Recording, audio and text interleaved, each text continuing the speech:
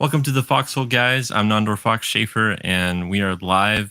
Tonight is the Comic Book Writers Room. This is session 2. If you missed last week's session, definitely go back and check that out. We had a lot of great writers on, and we talked about a few different topics, but one of them was how do you avoid like burning out, or like can you burn out as a writer, as a creator, what that looks like, kind of methods that individuals on the panel last week took that kind of helped them to, you know, keep writing and breaking through writer's block. And we even talked about, does writer's block exist and that kind of stuff. So it was a lot of fun. And last week was great because we had so many different people on, but it was also a little unstructured. So I wanted to do something different this week where we kind of space it out in 3 parts. And part 1 is where we set aside like 30 to 45 minutes of us writing. So everyone here who's a part, we're going to be working on our own projects. And if you're a viewer, and you're watching this and you're working on your own stuff, you can work with us and write with us. This is really a stream and a place where I want people who want to set aside time to write, to work together in that sense, even though we're working on our individual projects. And with that in mind, if you want to share what you're working on in the comments, and we're going to share what we're working on too. And that leads me to part 2, where we'll share what we're working on, and we'll kind of talk and do that. And also, if anyone on the panel has like crowdfunding campaign they're doing, or a certain topic they want to talk about, or any art from their project that they got some new art in and they want to show it off and kind of share it and be like, this is what I've been working on for the last decade or whatever. So it can be kind of whatever that's exciting that's happened in the last week and what they want to share. And well, if you have any questions, this is really important. So if you have any questions for the panel, for the writers that are coming on, ask them while we're writing. And then when we get to that portion of the live stream where we kind of answer questions and touch on topics, we'll answer those and we can talk about those. So if there's something that you've been struggling with as a writer, or something that you kind of just want to hear our thoughts on, this is the opportunity to get your questions in, and then we can address those and talk about those and have a lot of fun doing that. So we'll do that, and then part 3 we'll spend the rest of the stream, depending on how long we've already been streaming here, and we'll finish the night off with some more writing. So yeah, this is really a place where I want everyone to work on their stuff and to share their progress. And I mentioned this last week in the last stream, but it's really, I think, exciting when you see where someone started off and then where they end up. So like, I think it'd be really cool for the people here and the people that continue with us during this Writers Room stream throughout the weeks and months and, hopefully years that we'll be doing this. But you see where, like, they're starting this new series, and you're like, oh, cool, that sounds cool. That's a really neat idea. And they talk about it and they kind of introduce it here, or they're in the genesis of that series. And then, we start to see issue 1 come out and issue 2, and then a full story arc. And then we can kind of see their progress as a creator and as a writer. And I think that'd be really cool to see. So, we're going to do that. And I'm going to bring on here. We have a couple people. We got Aaron and Chuck. Hey, guys. What's up? Oh, God, Chuck. Aaron! Oh, no. We lost Chuck. one already. Hey, buddy, what's going on? I haven't talked to Chuck in a minute. It's been a while. Yes, sir. Hey, guys. What's up, man? I'm doing good, dude. Yeah, thanks for coming on tonight, guys. I really appreciate it. And we've talked a lot on social media, and I know we've been on a couple streams together last year. But it's really great to be here with you guys now and doing this. And so, yeah, I want to, I'll start with Aaron here, and something we did with the other writers last week that came on was we kind of had them, talk about how long they've been writing comics, kind of maybe how how long they've been writing in general, what kind of maybe led them to comics, and what they're working on now, and or maybe some books that they've published or crowdfunded or whatever. And so this kind of let the viewers kind of get to know you, and then as you return, we can always check back and kind of have people reintroduce themselves. But I really want people to kind of like go back and watch and see like, oh cool, this is where this guy started, and he started coming on the stream here, and we can see that progression. But so yeah, I'll just have you start, Aaron, and then we'll move to Chuck. And if more people, this is kind of an open stream, so there's definitely a probability that more people will show up as we go. So while we're in the writing portion, if they show up, like we'll just we'll be writing, we'll let them do that, and then as we get to part two, I guess you could say, of the stream, then we'll have them like introduce themselves. But for now, we'll just do it this way. And so yeah, tell us about yourself a little bit, Aaron. Yeah, so my name's Aaron. I'm the editor-in-chief of Catalyst Comics and the co-host of Beards and Comics podcast, and I do other crap too. But I've been writing since I was a wee lad in I don't know, probably late elementary, early middle school, just short stories, all that kind of stuff. Grew up reading comics, but never thought to try to write them until probably about 4 years ago, is when I first started writing comic book scripts. And then 2 years ago, we started Catalyst Comics, and we put out Paradigm 1, Tilt 1, 2, and 3. Welcome to Everville number 1. And then one last job is getting ready to drop next month. So that's awesome, me. Sweet. Oh, I guess that's on to me then. Man.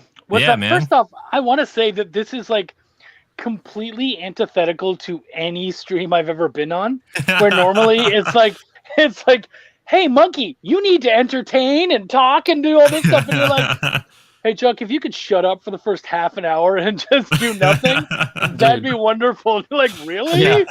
You're telling me I got to tell my wife to block out a section of time where I just get to work? Right? Yeah. I'm literally doing this stream so I can get some damn work done. Like, it's great. I'm like, okay, whatever. This is weird, but I'm isn't it down weird? to try it out. It's very weird. Yeah, no. If people watch it, that's awesome. Like, great. Yeah. I mean, like that's the thing. Like, I knew this would be such a strange thing to do, and that's partly why I wanted to do it. And because, and I talked about this last week, but it's really easy for artists to do streams and for them to show off their art and to show their progress and everything. And it's really easy for them to like gain a following that way, and it makes total sense, and I love that. But I've been writing comics, making comics for the past 4 or 5 years, and trying to tell people about my work and trying to show up places and show it off and share like what I'm doing and what I've done and what I'm working on. But it's super harder for writers. It's like way more hard to do that. So I was like, everyone's streaming, and like I get it, and I'm like, what do writers have to offer people in a live stream? What would that look like? And I thought, well, it's so hard for people to set aside time or to find time to write, at least for me. And also a lot of people with being a writer, it's really isolated. So I thought, what if there's a way you can take that isolation but group it all together, with people, and then there's writers' rooms and things like that, but not really virtually. So so yeah, like this is totally an experiment. So it's really exciting to like see this all work out. But it'll be weird, and I know it'll shift and change depending on kind of how this goes. But yeah, like that's the whole point. Like that's so cool, Chuck, that like you thought that. It's like, I'm going to be a part of this so I can actually get work done. And that's something that I want people to do. Like, I think that's really cool. It's like they have to be committed, in a sense, or accountability in a sense, if you want to think about it that way. But it's just like being a part of something where we're all being productive and not just kind of like goofing off. Yeah. I think like life is absurd. And what we do is absurd. Like, I'm going to sit here, type a bunch of words together in the hopes that down the road, somebody is interested in what I'm doing right here. Mm-hmm. And not only that, but I'm going to do it live, and you're going to watch me not seeing any of the words I'm writing, not knowing, maybe barely knowing what I'm writing about. And somehow that's going to be entertaining too. Like, it's all absurd, and I love that, and I'm totally down for the crazy. So Yeah, should I man. still introduce myself? Totally. Yeah, go for Okay. it. For people that don't know Chuck. I know, Yeah, right? For that one guy. Hey, Pepe. For the 1%. Introduce the dog. Jeez. I know, right? That's what's going on. He's like, fucking talk to me. What about me? Right? Pepe, you want to come here? Come here. No, he doesn't. He just wants to freak out. All right, I'm going to try to talk over him and see what happens for now, and then I'll shut it down. My name is Chuck Pino. I am a writer and editor. I've been working. Holy shit! Give me a second. Okay, I'm back. This is my dog Pepe. He's a pain in the ass. No, you're not going anywhere, dude. I'm holding you. You're done. You're in it now, bro. Yeah. You're right here, and you're just going to be quiet. I'm Chuck Pino. I'm a writer, editor. As you can see, my life is a little crazy, so I try to inject that into my writing. I've been working in comics for 5 years, and when I started, I had a similar thing as you, where you're like, what is the writer's point? Like, how do we show ourselves off? How do we do that? And so for me, that was about editing. And so I took editing on as a way to get my name out there and to be able to, it also allowed me to look at other people's scripts, see how they're working, get more depth. And I feel like not only am I able to make other people that I work with better, but they make me better, because I get to look at the stuff they do and go, oh, cool, I see what you did and why you did that. And I really get to kind of tear stuff apart. So I really appreciate that a lot. That's a lot of fun. Nope, you're staying right here, buddy. It's not happening. And then I've been writing, anyone who says I just got into writing recently, I'm like, really? Like, any writer I've ever met, it's always been something dude, calm down. It's always been something that they've loved and had a good time with. And I mean, I've always done that. My wife and I met on a writing website and ended up creating our own website where it was an online role-playing game done all through the written word, through prose. So yeah, man, it's always been a part of my life. And then getting into this and being a part of this has just been amazing. Yeah. Sweet, dude. Yeah, no, I love seeing all your projects that you've been working on and all, you're such a busy guy. And honestly, it's for me, it's really cool and encouraging, because I'm like, when I see other writers working on multiple projects at the same time, it's exciting, because it's like, man, they're working, and that's when you can really tell, they're working. And of course, it's easier for writers to do more and to juggle more, because, with artists, it's just, there's so much that it takes out of your day to sit down and draw. But with writers, while it takes a lot of time, you can still juggle a little bit easier and do that a little bit more. So when I see that, I'm like, this guy is actually really working and like really doing it and really like doing all this stuff and being productive and like you said, getting your name out there and everything. And I'm seeing that everywhere. It's like I'll when I back a indie book or something, I'm like, Chuck's a part of this one too. Like, oh my gosh, like freaking Chuck. At one point on Kickstarter this month, I had 4 books on there that I was trying to help push. Oh my gosh, yeah, that's insane. That's so cool, though. I mean, like, that's awesome. Yeah, it's fun. Yeah, thank you. Yeah, no, and needed. Yes, it's nice that somebody's out there actually doing the work. Nice. Yeah, while we chill out. Well, I will say, though, the one frustrating thing about it is, and I've had, actually, Travis gets on my ass about it, is that you were talking about, oh, he's working as a writer. Well, really, like, how many writing credits do I have? Not an awful lot. My editing credits massively dwarf my writing credits. My writing credits, I could probably name on 1 or 2 hands fairly easily. So it's not an awful lot. I'm actually working really hard this year to get some more writing stuff out. And this is actually a major project that I'm working on right now. So I'm excited to bring that to this. Yeah, man. No, yeah, we can talk about that later on, and for you know, sure. if you want to share it off and stuff, Yeah. that'd be sweet. Well, hey, we got Heroinberg here. He was on Dale, here last week. How's it going, man? good, good. Thanks, Nandor. Yeah, dude. If you know, I kind of had Aaron and Chuck introduce themselves just because they weren't on here last week. You know, if you want to plug anything, you know, during this intro, like you definitely can, or anything you want to talk about. But you know, after that, we'll get into some work and some writing and do that for 30 to 45 minutes, you know, and then like I said, and this is kind of a reminder to everyone who's watching right now, like if you have any questions, like in the chat, definitely ask them, and then we'll get to those in like portion 2 of the stream. So if there's anything you want to ask us, or you know, ask us about when it comes to writing, making comics, you know, what printers we use, or like how do we you know, find artists or any of that kind of cool stuff, definitely ask away.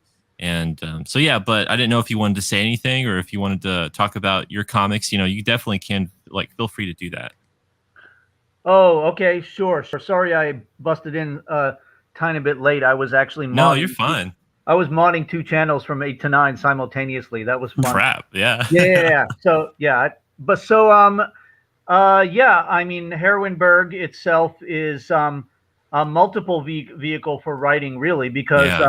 I've been writing you know, screenplays, basically TV scripts for the episodes for 3 years, and then, you know, kind of also taught myself how to kind of write a comic book script, and I've Right. written two of those so far, right, and put them out.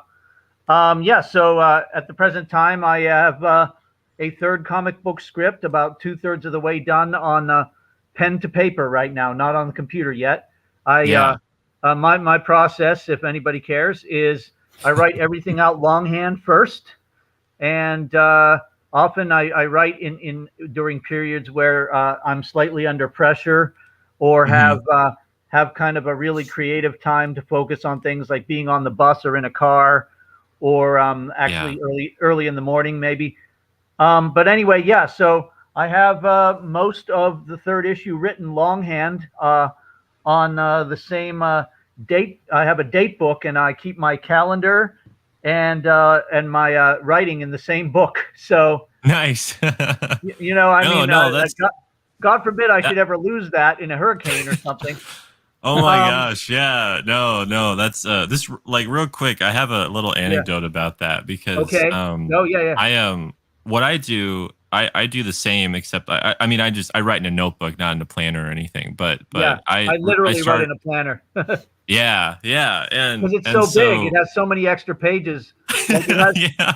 it has 6 months that when you buy a planner, there's 6 months that already happened in the beginning of it for Right? some reason. So anyway, Yeah, go ahead. you That can makes you feel like you're catalog. behind. Yeah, yeah, Yeah, right. You can like catalog how much writing you got done each day out of those 6 months. yeah. Um, but no, so I start really writing everything in a notebook, and I really write all my brainstorming ideas, and even like I'll start scripting in the notebook, and I'll just translate that, you know, to the Word document or whatever. But Yeah. there was this one time when I was like 2 or 3 hours away at this like IMAX movie theater. I saw this movie, but I always bring my notebook with me like everywhere I go. Like I have a little backpack. I like bring my stuff, and because if any ideas pop in or whatever, if I just like want to jot something down, something happens that I find interesting, I'll write it down just for future reference. But um I thought when I got back home that I had well, I did leave my backpack at the movie theater, and it was like, you know, a couple hours away, and I was like, oh crap, you know, and I couldn't find it, and I was trying to search for it there when I was there, like when I got out of the movie, and I came back, it was gone, like, you know, someone had stole it or took it or whatever. So I was like freaked out because it had all of my like ideas in it and all of the things that I had been working on from like the last year or two. Oh, And I was just so mad. I was like so mad. But when I got home, I looked at my kitchen table, and I had forgotten to bring my notebook.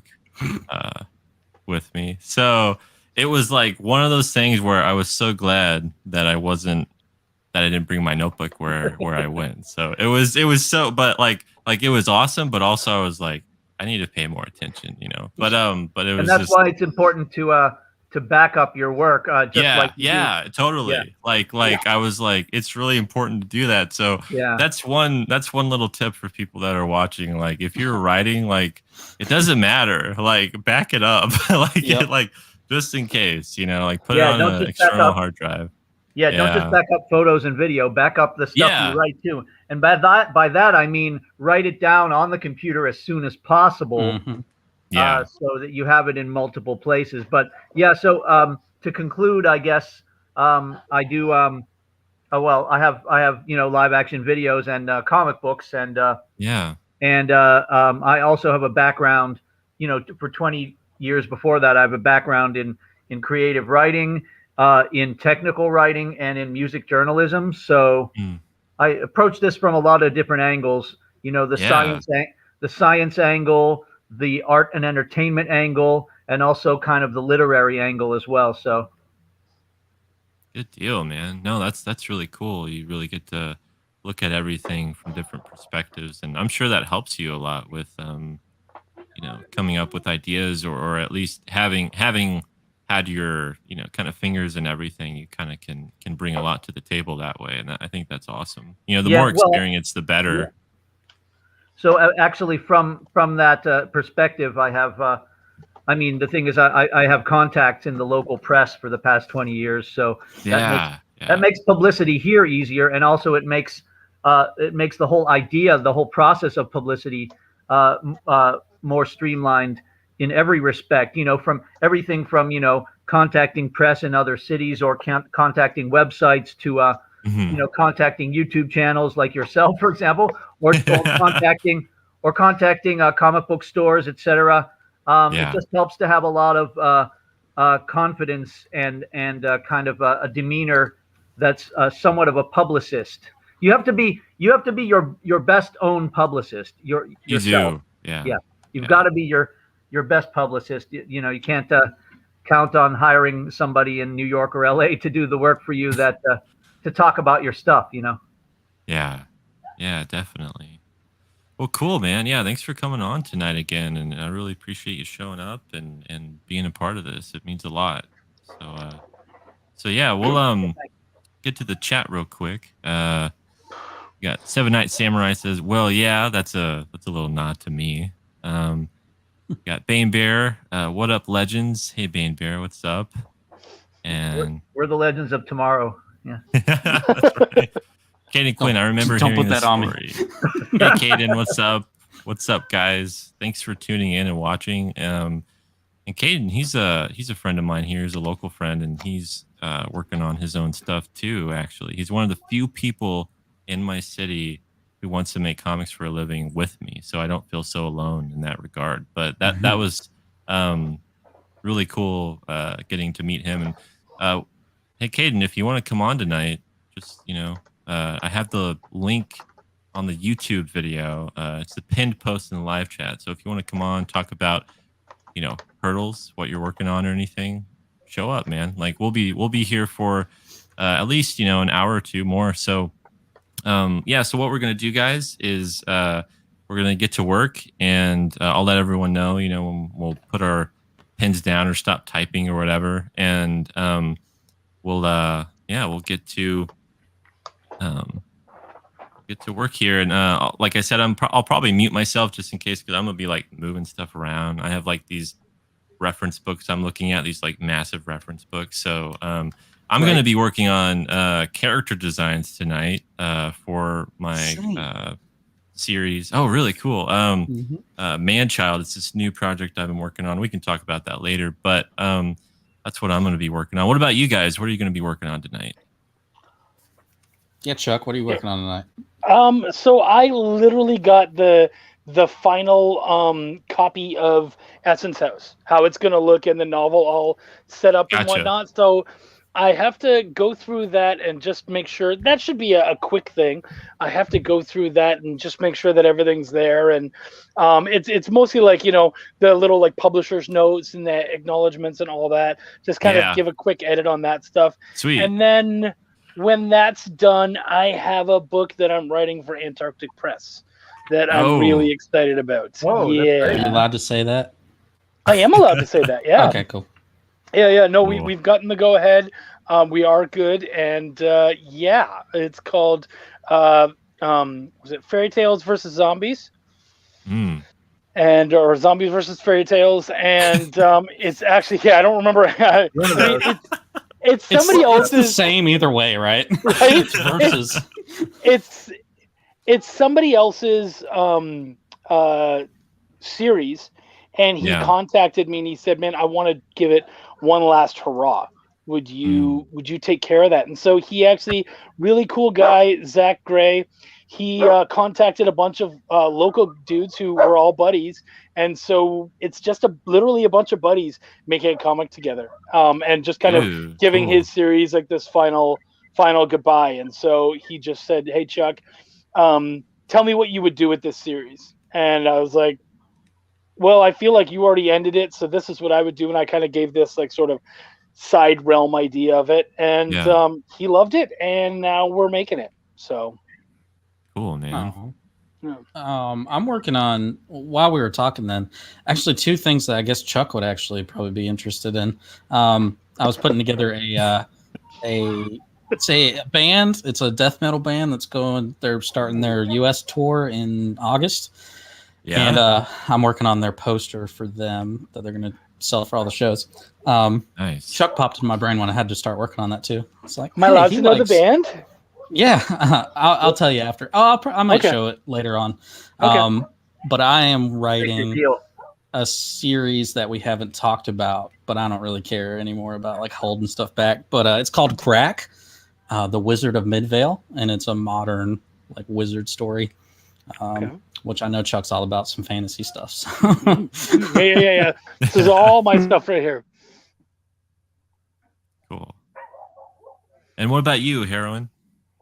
Oh, thanks. I'm working on. I have the first 8-page story. I mean, there'll be 2 8-page stories plus some pinups at the back. I have the first 8-page story written in longhand, and I'm going to literally transfer it to computer live here, and also nice. Of course, but you know, it's live as we don't watch.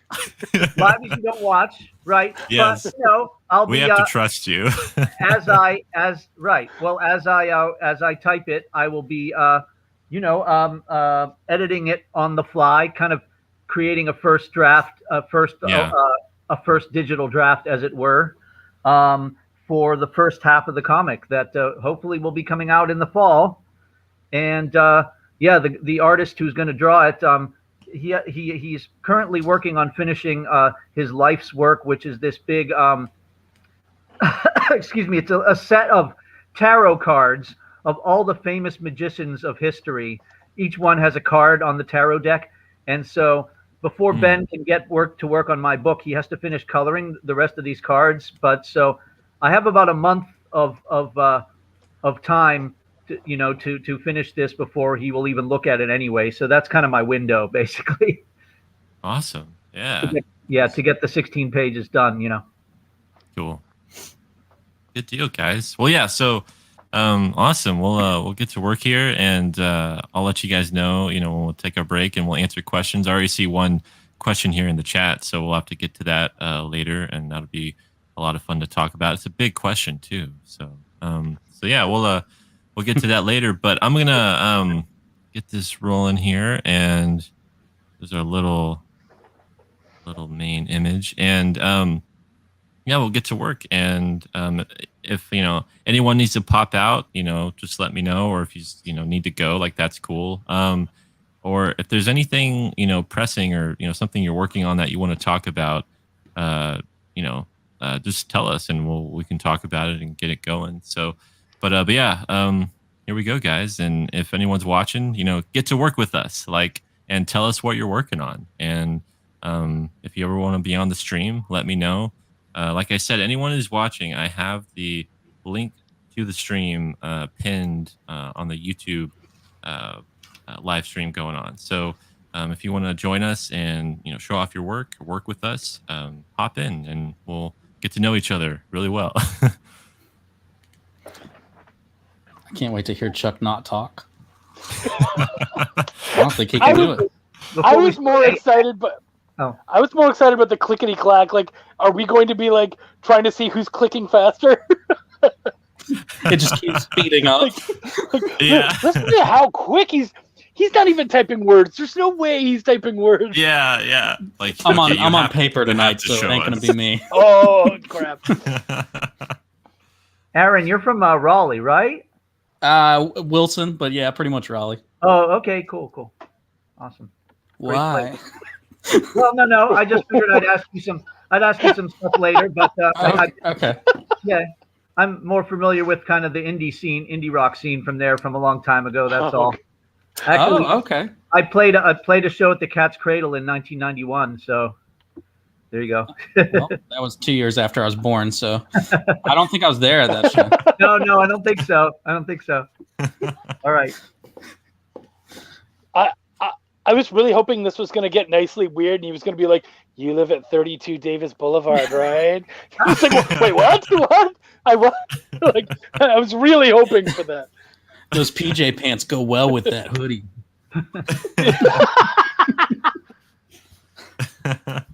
Oh, we're terrible.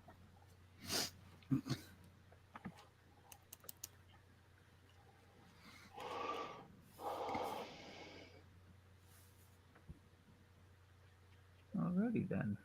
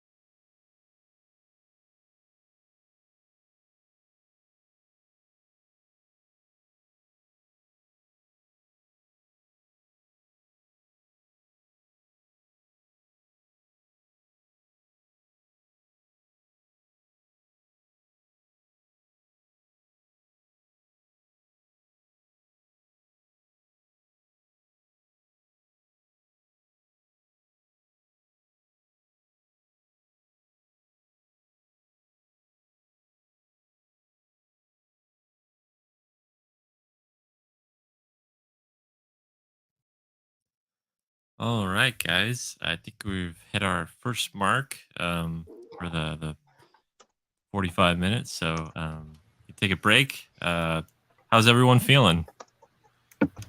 Pretty good. Good. Good deal.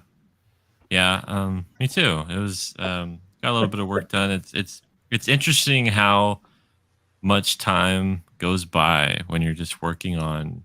For me, I'm just working on this one character design at this moment, and it's just like there's so many different thoughts that go through my head and different ideas for how this character should look, or how they could look, and it's really hard trying to find parameters, like finding the boundaries for the character, despite like knowing who the character is and knowing what kind of character that I want them to be. Um, it's like how do you know when to be like, okay, that's it, like that's how they should look. So for me, it's always a lot of trying different things and trying to see, visually what works and what works the best. Because before I'm writing the current issue I'm working on for Manchild, um, there's some new characters that I'm going to have in it, and I was like, I have to really know what they look like for myself, before I write them. So it's it's something that I'm trying to get done as fast as I can so I can start actually scripting. So it's a lot of like work before you do the work kind of stuff right now. So it's really interesting though. I'm like, man, this is hard. This is a lot of back and forth for me. I would actually say, and again, this is just a philosophy thing, right? Yeah. Like when we're writing, it's all different. But for me, I would say that's backwards, and it's Mm, the opposite of how I would tell clients to work, and that's because it's important for you to get into a character's mindset first in order mhm. to understand, kind of like how they look, how they would dress, how they would hold themselves, all that kind of stuff. So I would more want to get into their personality and all that kind of stuff instead of like, and I get this so often, people are like, so I have this cool character, he wears this and that and blah, blah, blah. I'm like, Yeah. why? Well, because I like it. Right. It's cool. Well, Right. who gives a shit? Like, you're not wearing the clothes. It's not about Mhm. you.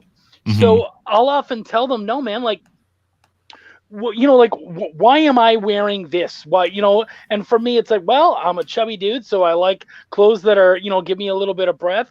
I Hmm. like shorts because I love the idea of not living up north anymore, screw pants.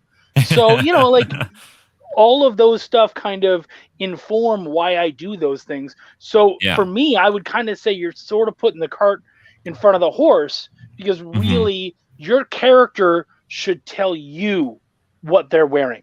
You know what I mean? Like you Right. should have such a good idea of kind of where your character's headspace is that they then say to you, well, this is what that character would wear because this is how they think.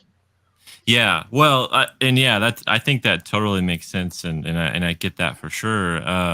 And what I'm dealing with right now is a character who, like I know those things, but I also it's very 60s Silver Age inspired. The series Manchild is. So what I'm trying to figure out is how do I make this character look classic? Like how do I make this Mm. character look vintage? And also not, you know, uh, looking at inspiration. Oh, my light just turned off. Looking at inspiration, Oh but not. no. It's funny because Yeah, it turned off when you said looking at inspiration. yeah, And the light goes yeah. out. No, I That's think great. A, There's none here. a maybe because you blackout. mentioned vintage. I don't know. Yeah. Yeah, maybe, maybe. Get the quill Um, out. but yeah, so like, um, but so like, there's some room for me to like figure out what's what's flashy, what's interesting to look at, and so that's the thing that I'm dealing with right now. It's like this could work here, but like what, like, can I go that extra mile in finding something even cooler? And it's like if someone saw that, would they think, oh, that looks classic or that looks vintage, even though we're in 2021. So Yeah. yeah, that's kind of what I'm thinking about. So I've been looking at a lot of Jack Kirby designs and a lot of just Silver Age stuff and So is going through. this still superhero?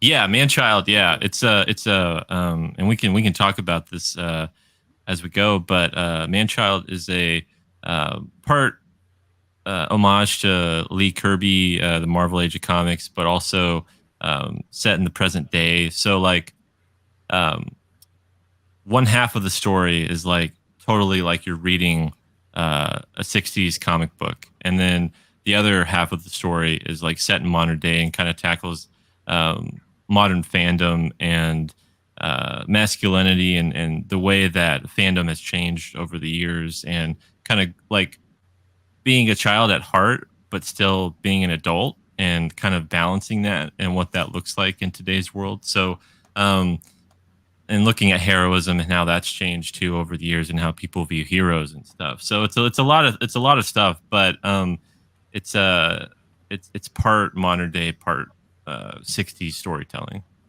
So he's got the body of Reed Richards, but the mind of Franklin. Yeah, right. Okay. So yeah, like yeah, so that's what man-child is, and I actually can share something real quick. I think that's a neat thing for you to be tackling, because I was watching an interview where people were talking recently, and the gentlemen were older. They were like in their late 50s, early 60s, but they were saying, it's funny. I had a childhood, and I got to enjoy that childhood, but my parents and their parents' parents and whatnot, they didn't have childhoods. Like, really, if you think about it, having a childhood and really being able to be a kid is actually a fairly new thing. Right. Yeah. Because a lot of they had jobs, they helped around the house. Like, a lot of their existence really was just trying to make sure that the family was able to continue on and able to work. So there wasn't really a childhood, so to speak. So now we're at this point where it's like, not only are we discovering that childhood is great, but we're discovering that childhood is wasted on children. We can still enjoy it, well into, I mean, how old are we, right?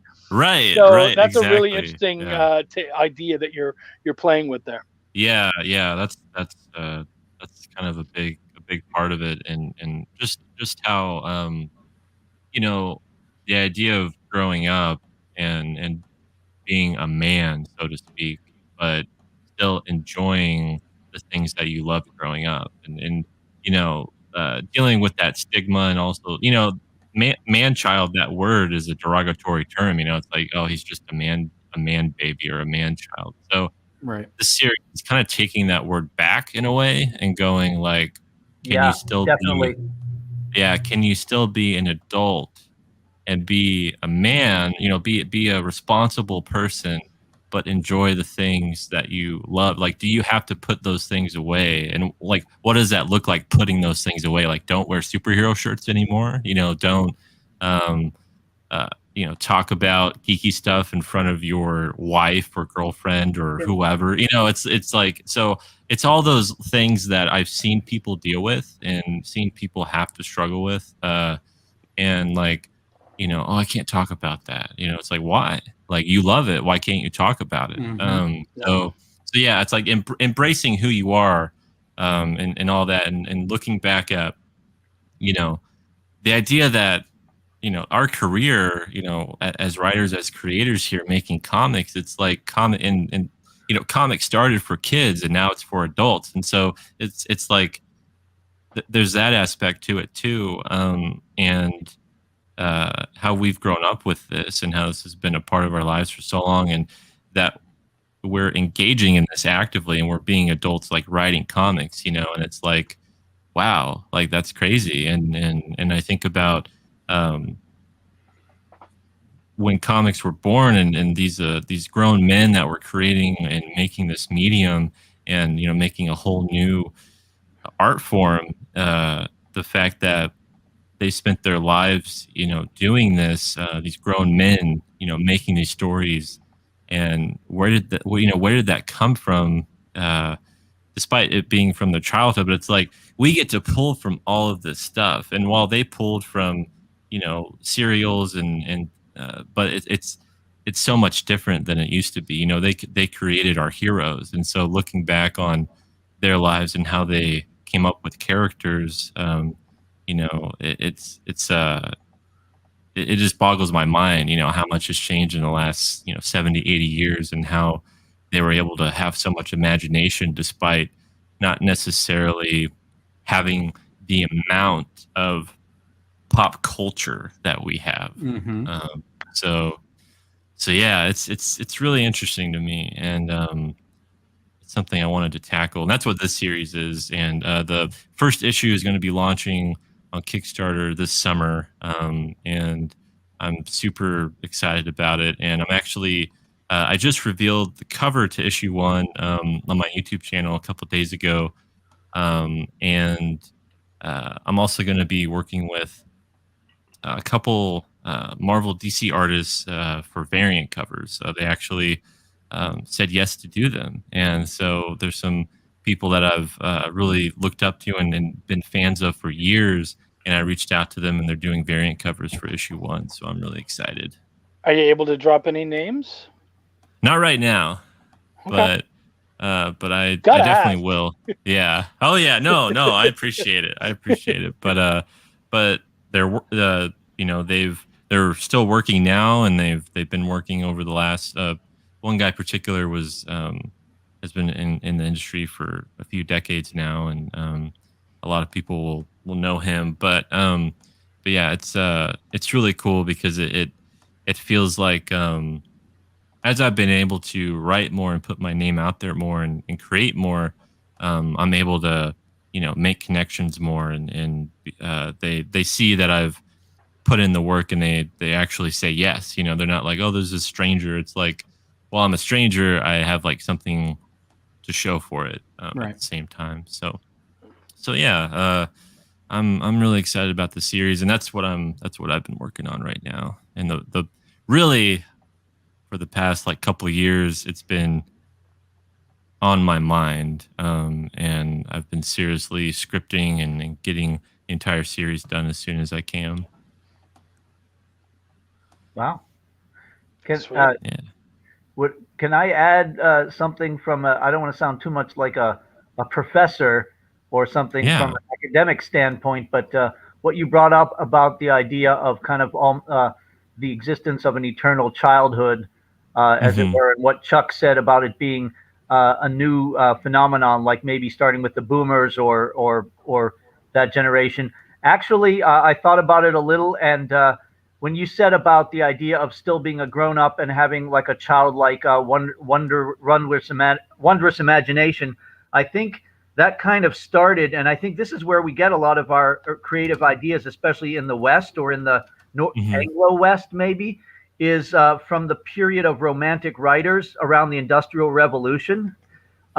Even though not everybody was able to have leisure time, there was already a leisure class, right? And these are the people who were creating things like, you know, Frankenstein and 20,000 Leagues Under the Sea, the intellectuals, right, who came out of like Yeah. Victorian England and stuff like that. So when you're talking about somebody who is both kind of an industrious grown up and who has a childlike mind, I'm thinking of kind of the dichotomy of the Morlocks and the Eloi, for example, from Jules Hmm. Verne. Does that make sense? Yeah, no, I definitely understand what you're saying there, Yeah. and I can, I think it's had different forms throughout history, Right. you know? Yeah, Sure, and sure. I that's mean, it. Yeah. wherever there's a leisure class, even in ancient Greece or whatever, you know, there were people who were able to expand beyond their everyday mundane activities and, you know, create works of great imagination, Mm, and stuff like that. And so there are more people like that than ever before because of, you know, the prosperity of the world or the culture that we're in. So yeah. there's always been people like that. It's just kind of increased over time. But you know, I think in some ways that we're kind of indebted to kind of the you know, maybe the romantic period and the people, you know, Mhm. the people who invented science fiction and monsters and heroes with powers and things like that. You know, Yeah. 50 to 100 years before Stan Lee, shall we say? Right, totally. totally. That's my take.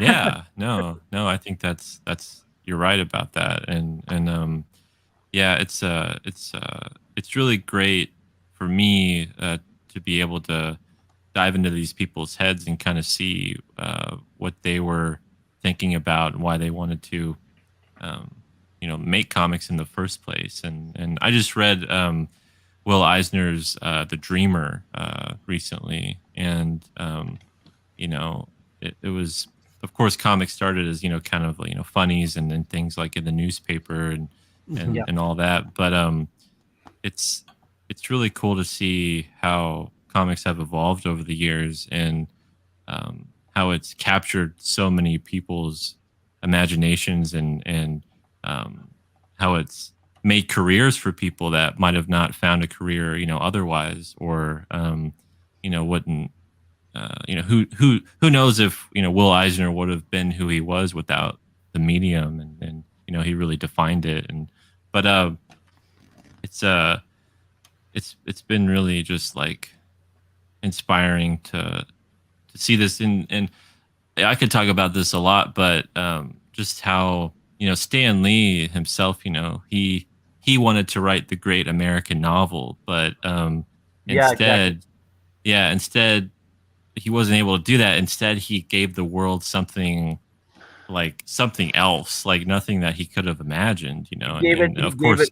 He gave it a modern mythology, like literally. yeah, Like yeah, he it's was. like He was like Homer, or right, yeah, right, essentially creating yeah, a whole modern mythology. it's like, yeah, he wanted to. It's like, yeah, he transcended that. He transcended the great American novel. He did something even greater than that, and that's epic. I mean, that's like who could have known, and he didn't know. And there's so many stories of him when he started out, just being like, I don't want to do this. I don't want to make comics like for the rest of my life. Like this is kid stuff. He would say that, and a lot of people felt that way, and you felt like you were just involving yourself in things that kids like, and you're like, is this a reputable career, and all that stuff. So um now it's like, well, yeah, totally, but back then, no, like it was completely different. Well, I think a I lot of wanted that is perspective, right? Like Yep. Yeah. how we look at it. Oh yeah, totally. Like it in hindsight, we see so much more. But so I got a few questions here that we can answer, and like I said, this first one is a long one. And so let's kind of work through it here and see what we have to say. This is from Cosmic Ray CW DW2.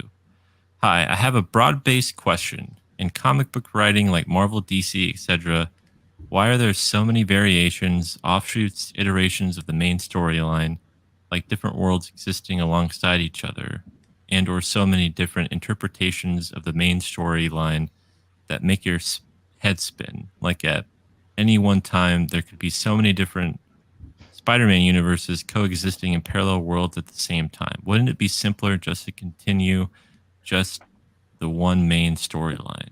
It's Man, actually a pretty easy answer, I would, to be honest, personally. yeah, yeah. Go ahead. So for me, it would be because nothing is meant to exist for 60 effing years. Right. Like one character being out, once, twice, their stories coming out as often as they do. It happens so much that eventually we have to go back. The other thing is that what happens is say we open up a world like, let's say, Age of Apocalypse. Okay? Hmm. So you open that up, you did that cool, neat thing, and you left. Now, you can only leave that dormant for so long before somebody else can take it. Yeah, So that's why a company like Marvel or DC has to go and revisit it so they can keep that name. They can keep Secret Wars, Civil War, all that kind of stuff. So that's why when people say, why do they keep rehashing this stuff? Honestly, the lame answer is they keep rehashing it so they can legally keep that name, Right. and so they can use it whenever they need it. And that yeah, really is like the answer to all of that. Now, if there's more to add, by all means, but that really is the simple truth behind all that, the business aspect of it. How Mhm. many times can Thomas and Martha Wayne get shot? Right. Right. Oh my gosh, yeah, you see that in every single like iteration. It's like, Well, for oh a my lot of this stuff goodness. too, it's if they introduce something that's even remotely new, then the question gets raised of, well, where did that come from, and what does that world look like? And that's how you end up with the multiverse stuff. And the Yeah. problem there is those books that are offshoots don't typically sell as well. So then eventually they're going to get to the point of, well, we're going to have to figure out a way to bring all this back together. And that's why there's so many reboots is like Chuck said, these books aren't meant to be continuations for 60 something years. So they write themselves into a hole and reboot the whole universe and kind of start the whole gear again. Rehash the same stories, but maybe tell them from different perspectives, Yeah. And try to continuously update who their characters are versus what society is today. Yeah, like I think kind of going off of that too is um with like I think the multiverse is like, like Crisis on Infinite Earths when they did that and they brought all that in for the DC continuity.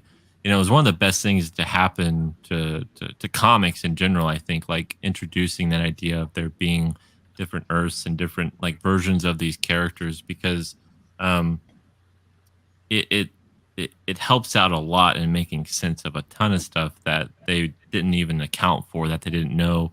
When you go through all these, many decades and you switch so many writers and trying to keep track of every little thing, is nearly impossible. And also I think too is like if you introduce a different Spider-Man, the reason why there are so many different Spider-Man and so many different like versions of that character, it's like it's because yeah, they sell, and it's like, ooh, who's this new Spider-Man?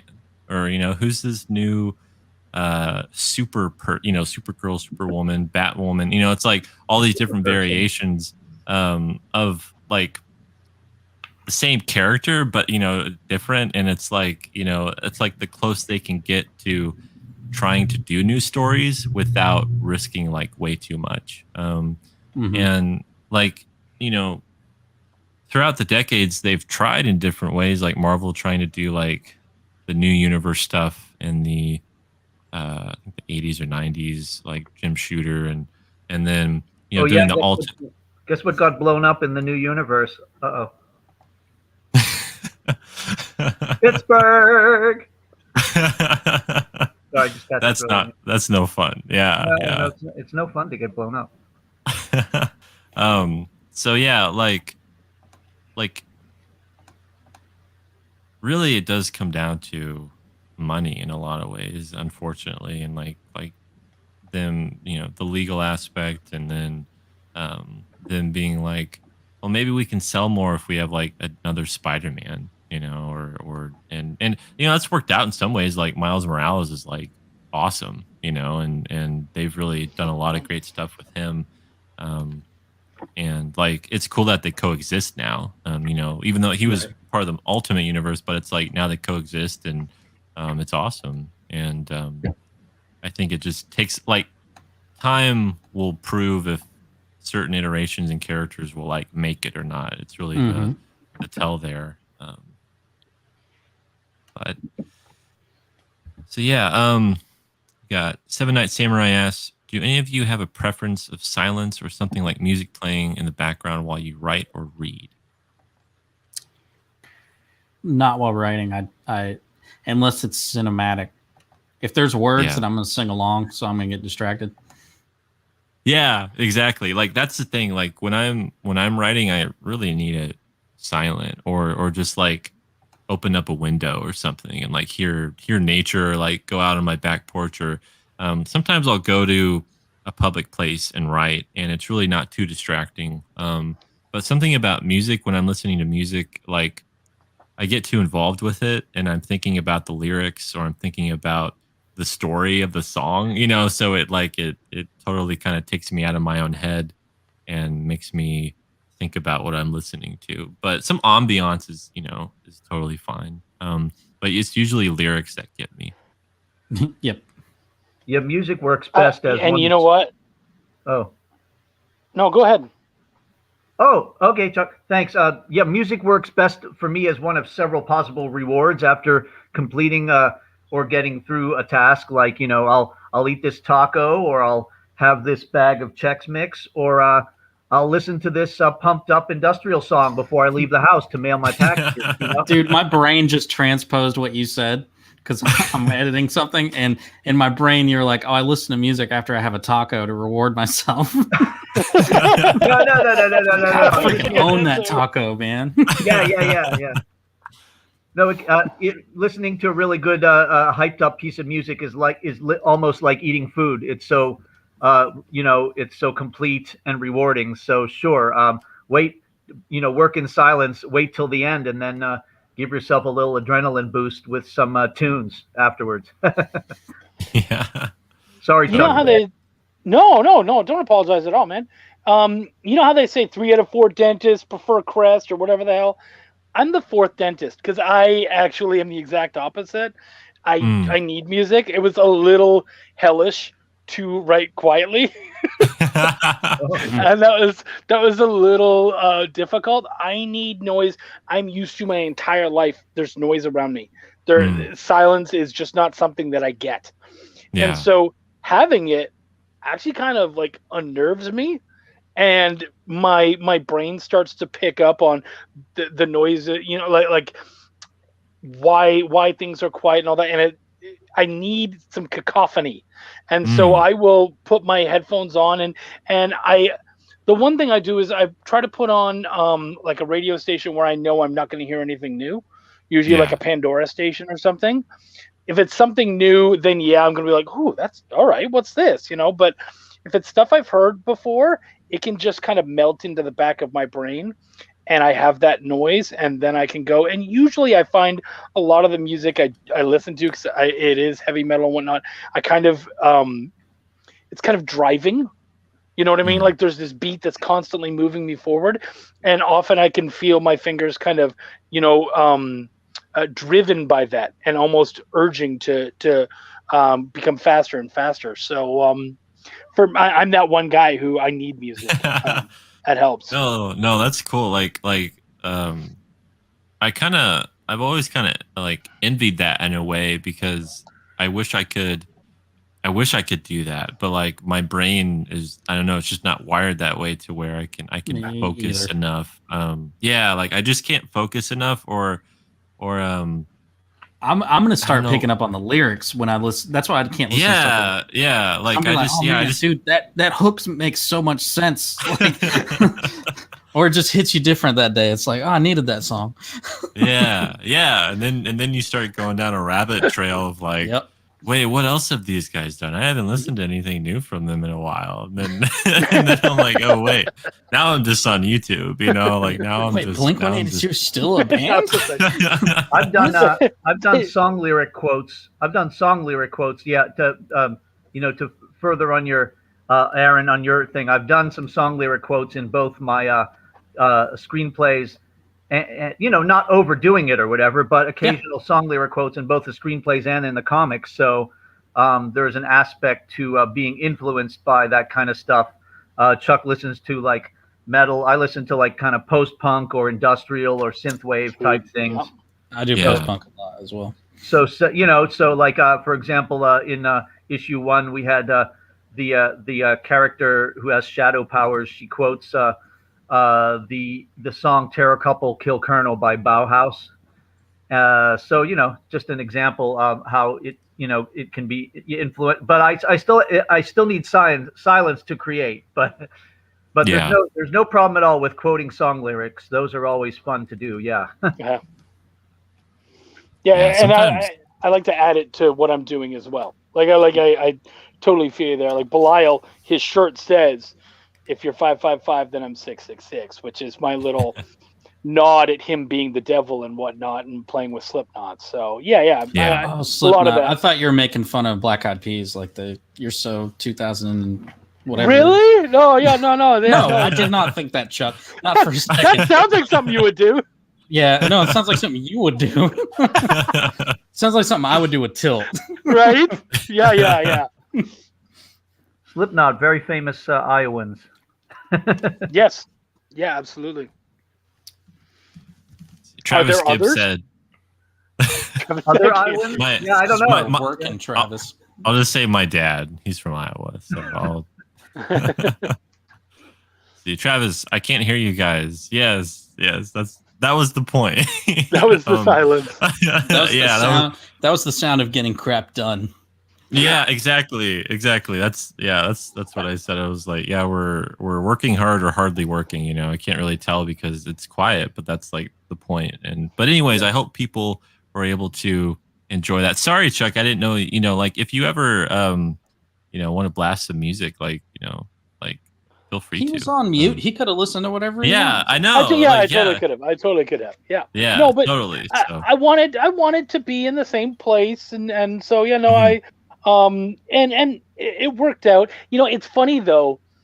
Going back and forth from prose to comics, it's funny that there's a real kind of start and stop to comics. Yep. That I don't think a lot of people understand. Like when you're writing prose, you can just flow it out and you can be done in a chapter in no time. But pages of comics can take forever because you're like panel 1, blah blah blah, and panel by panel, yeah. And then you're like panel 2, and you almost have to like reimagine that panel, get your head into it, and then go back into it. And of course, as you're doing it, more pieces are coming together. So yeah, I mean, a lot of people, I know so many people are like, man, writing comics is so easy. And you're like, really? No. What are you writing? Like, I want to see your scripts. I know, right? Like, I want to see those are those people. True. I'm just saying. That's true. No. You're 100% real. Yeah. That's so real. Most people say, "Oh, writing comics is easy." Yeah. I bet you reading that comic isn't easy. I bet you haven't hired Chuck to edit. I don't know, man. Those are the people I charge extra. Yeah, for sure. That's like a part of your criteria. You ask them that question before you tell them your rate. And you're like, do you believe that writing comics is easy? Right.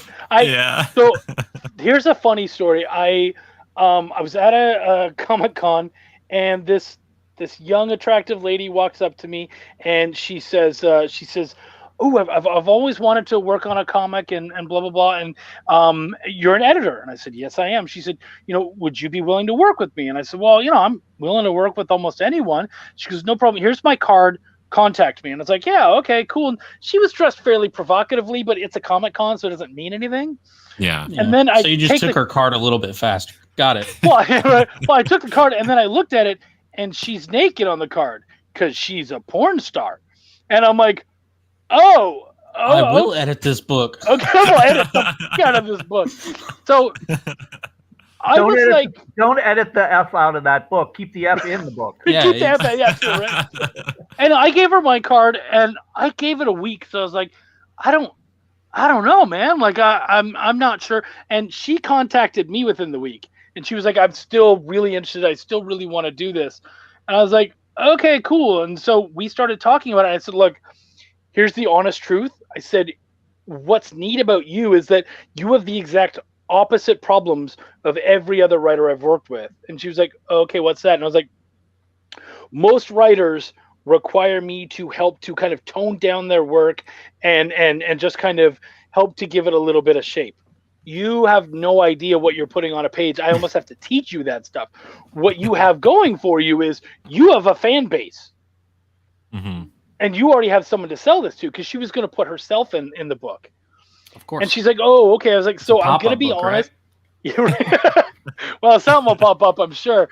So you're saying I was waiting for it. It had to. She was going to self-insert? You loved it to me. She was self-inserting herself. Self-inserting, yes. Oh, boy. Oh, yeah. Oh, boy. Yeah, this is why I can't be on shows with Chuck. This right here is why I can't be on shows with Chuck. So, yeah, I basically told her, look, I'm going to charge you extra for the first book because I effectively have to teach you how to do this.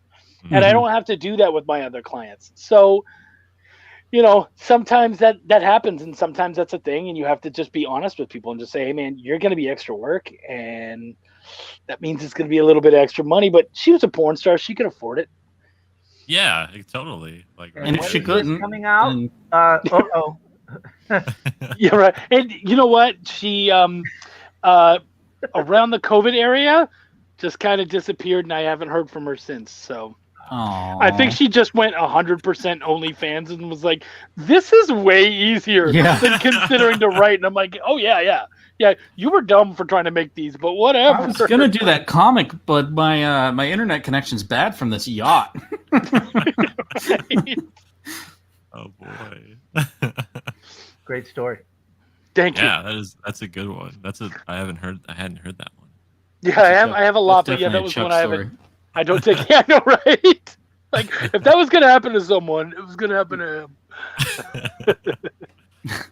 See, we had one guy watching, D-Chic 33. He said, "Nice, working on my first comic. Greed, Godfather meets Star Trek in a way." That's vague as mess. Like, here's a little sprinkle, and I'm gonna leave. Has anyone actually ever done the mob in space, like a straight up Italian mob in space, or? I'm sure. I don't know. Or like an alien version of a mob in space. Well, Jabba the Hutt. Right. Oh, okay. I mean, that's pretty freaking mob. Yeah. Yeah. So there you go. I mean, Yeah, I guess that's been done a bunch of times, but it's never been done by. I don't think it's ever been done where a story of actual Italians in space, like. No, I'm serious. That would be hilarious. Oh yeah, no, that would be really fun. Like It ain't an Aaron book, but I would probably read it. Yeah, I mean that is a really good concept, actually. Yeah, well, I think the thing about this is too. Get James Gandolfini on it. Sorry. Exactly. Usually, like in Star Wars, it's like it's more of like a corner of a world or like a corner of a universe. It's never like the thing, like what this story is about. Like you usually see like in world building, it's like, oh yeah, these are the gangs, or like the mobs or whatever. But yeah, the fact that like this is the heart of the story, like I think that would be interesting. Like, so if you're still watching, District 33, like, maybe tell us a little bit more about it, or like, what you're planning on doing with it. But not it's his first too much comic, about it. so yeah, not too much, but trademark. Yeah. It's an entire world. 1,000 years from now, Italians go in a generation ship. They colonize an entire world, and it's run by a capo. The entire world is run like the mob. It's called Spaghetti in Space. That's never mind. I'm not gonna. I can't do it. God, I was gonna make a spicy meatball joke, but I just had to let it go. It is a spicy meatball. It is. That's the tagline for the book. Marvin Wynn says Futurama. I don't know. I Yeah. haven't watched. Futurama. Yeah. Hey, Futurama Marvin. definitely had parts. Yeah, what's up, Marvin? How's the Edge doing? Futurama definitely. They have the Italian mob in Futurama, which is great. Well, there you go. It's been done. Yeah, but they were Dang. robots, which is even better. Oh, all the Italians were dead and only robots existed? Well, no, they had Italians, but the Italian, like that Italian mob, Yeah. they spoke like that, they acted like that, but they were robots, and it was great. Okay. Yeah, That it was is the robot mafia, and they were terrific.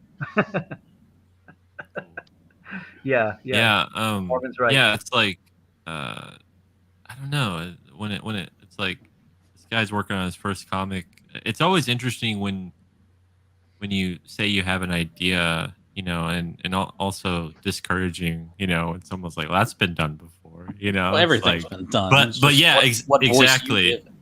Yeah, right. And so that's something that you really have to think about. And anytime I approach a new story or a new series, it's like I always try to do as much homework as I can and going, what do I not want to do again? Like that's been done, like in this genre or like in this type of. Well, that's story, kind of what I did with Tilt, doing a superhero book. Was God, everybody's like, oh god, another superhero book. Well, the whole point was let me play off of every superhero trope that everybody's always made fun of and make it part of the story, like it's an actual part of it. And that's what has seemed to do the best part of Tilt, for as people connecting with it, has been playing off those tropes. And then just random crap like him breaking this one dude's window anytime he goes to visit him. Just he's a rich guy and screwed him over one time in the past. So anytime he sees him, he breaks through the window, never uses the door. Yeah.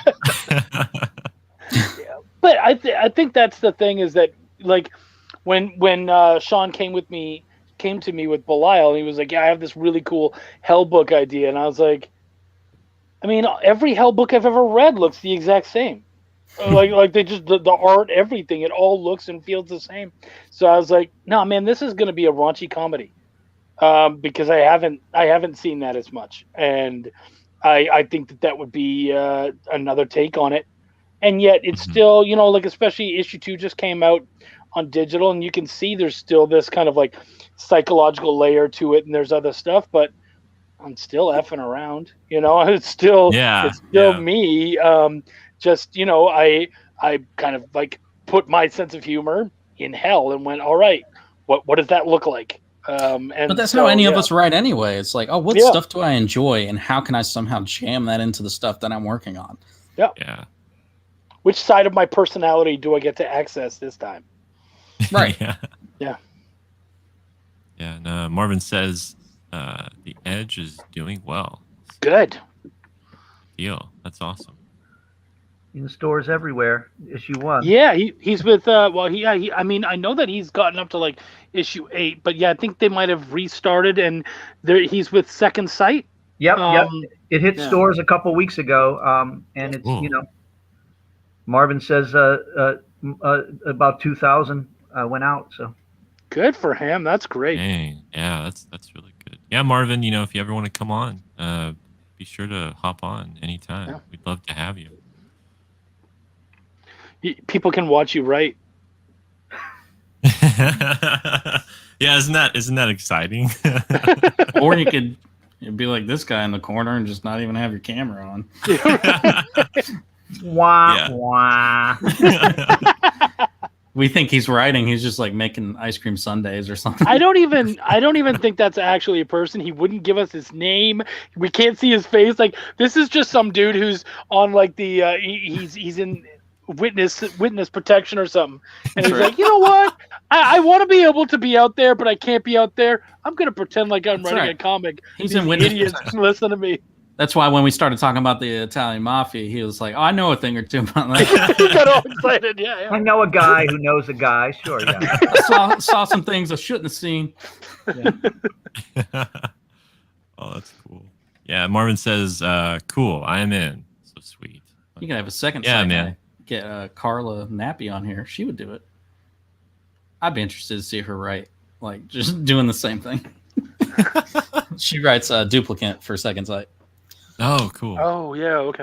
Oh, I haven't seen that book yet. It looks fantastic story. I have the lady. Yeah. I have Lady Freedom, but I have the I have the Lady Freedom #1, but it's the version Spike made before he joined Second Sight. So. Okay. Yeah. Duplicate just, I mean, because they had just done that with a bunch of books. You know, they're re-putting them out. Right. It's been around since like 2015, and it was about a worldwide pandemic. So it was very timely before it happened. But it's very well written. It's very reminiscent of The Island and like Minority Report and that kind of stuff. Cool. Yeah, I like both of those, so that's pretty neat. Yeah. Did you guys want to, share what you're working on or anything that's coming up? If you want to share your screen or talk about it a little bit, you're free to do so for sure. Share screen. Okay. He doesn't want to accidentally turn his camera on. He won't even share his face. Why would he share his screen? Oh no! I can share a screen. You can see nothing. Oh man, come on. You guys do that first. I got a screen though here. But yeah, and you guys totally don't have to. I shared me. You show me yours, I'll show you mine. Right. Well, this is. So what were you working on there, Aaron? I can't really talk too much about it. Yeah. For that particular thing, I was working on the character thing, but I had this one scene that I was just like, I got to get it out of my head finally, and so I ended up just writing the scene. Cool. But yeah, the other thing I was working on was that. I mean, I wasn't working on it while I was writing, but was that that band poster? I'll show just for Chuck. This one's for Chuck. Let me I'd love to see it. Window, screen. Man, StreamYard changed. You've changed, StreamYard. Yeah, you've really changed StreamYard. I'm still cool. You're not the girl I fell in love with. StreamYard, That's you'll right. never be the same again. I'll just share the whole freaking screen and we'll go from there. All right. There we go. Keep this little thing off. There we go. I don't know if that shows up for anybody. Yeah, no, I see it. That's cool. Yeah. Just That a little looks poster. really cool, man. Little poster. Yeah. It's a band called Cultist Black. Cultist Black? Something like that. I don't know. I don't listen to that style of music. But... The band is called Cultist Black? Yep. Oh, okay. What Yeah, style they of start- music is it? It's death metal. It's death metal. Oh, okay. Cool. Some soft rock. Yeah, it's For some people. it's an acoustic indie band. Sounds like Bright Eyes. Yeah. Yeah, but no, they're semi-local, but they're doing their U.S. tour in August. So it's Cool. it's nice to see people who are doing things, regardless of what it might be. Like for music stuff. I mean, music's close to me because I play music and all that as well. Yeah. So it's nice to see people making it. Oh yeah. They're like Mumford and Son meets Satan kind of thing. Yeah, Mumford and Satan Right? And Son. and so. All right, but yeah, that was that. So yeah, I was working on that AP book. It's really weird because of how we're doing it.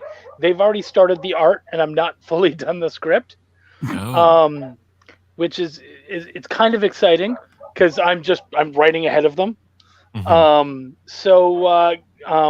That it's fun, it's interesting. I really wanted to play with some I don't do horror a lot, and the artist was like, I want you to go gory, and I'm like, oh, okay.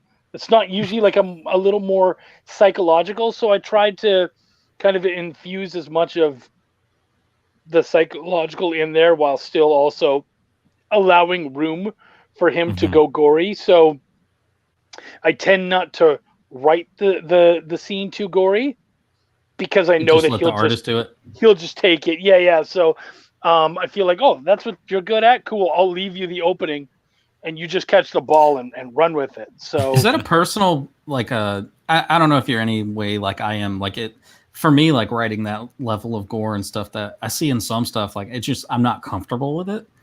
And I don't know. I guess it's a mental block on my own part. But I'm there with you. I have the same block. I don't enjoy it. It took me a long time to even watch movies like that. And if I do, it needs that psychological. Same. It would need to be like a Saw or a Seven or something like that, where there's this real other level to it, this heady level to it, where I can just, oh, that's disgusting. All right, I won't look, and I'm back in the story. Again, and I can enjoy that. Or maybe that's like a Shyamalan twist. But like one of the good ones. Only good. Yeah, exactly. Yeah. So yeah, that would kind of have to be where I'm at, and tends to be. So it's nice to have an artist that loves that, because I'm like, great. I don't even know what this damn thing is going to look like. You have you have fun. And Chuck's just like, insert gore here. Yeah, right. That's all you have to say. Like okay, really heavy, dirty. I like to have fun. I don't know about you guys, but I like to have fun with my artists, where I'll be like, all right, dude, have fun. Like, this is you. Yep. Just go play. I set this up for you.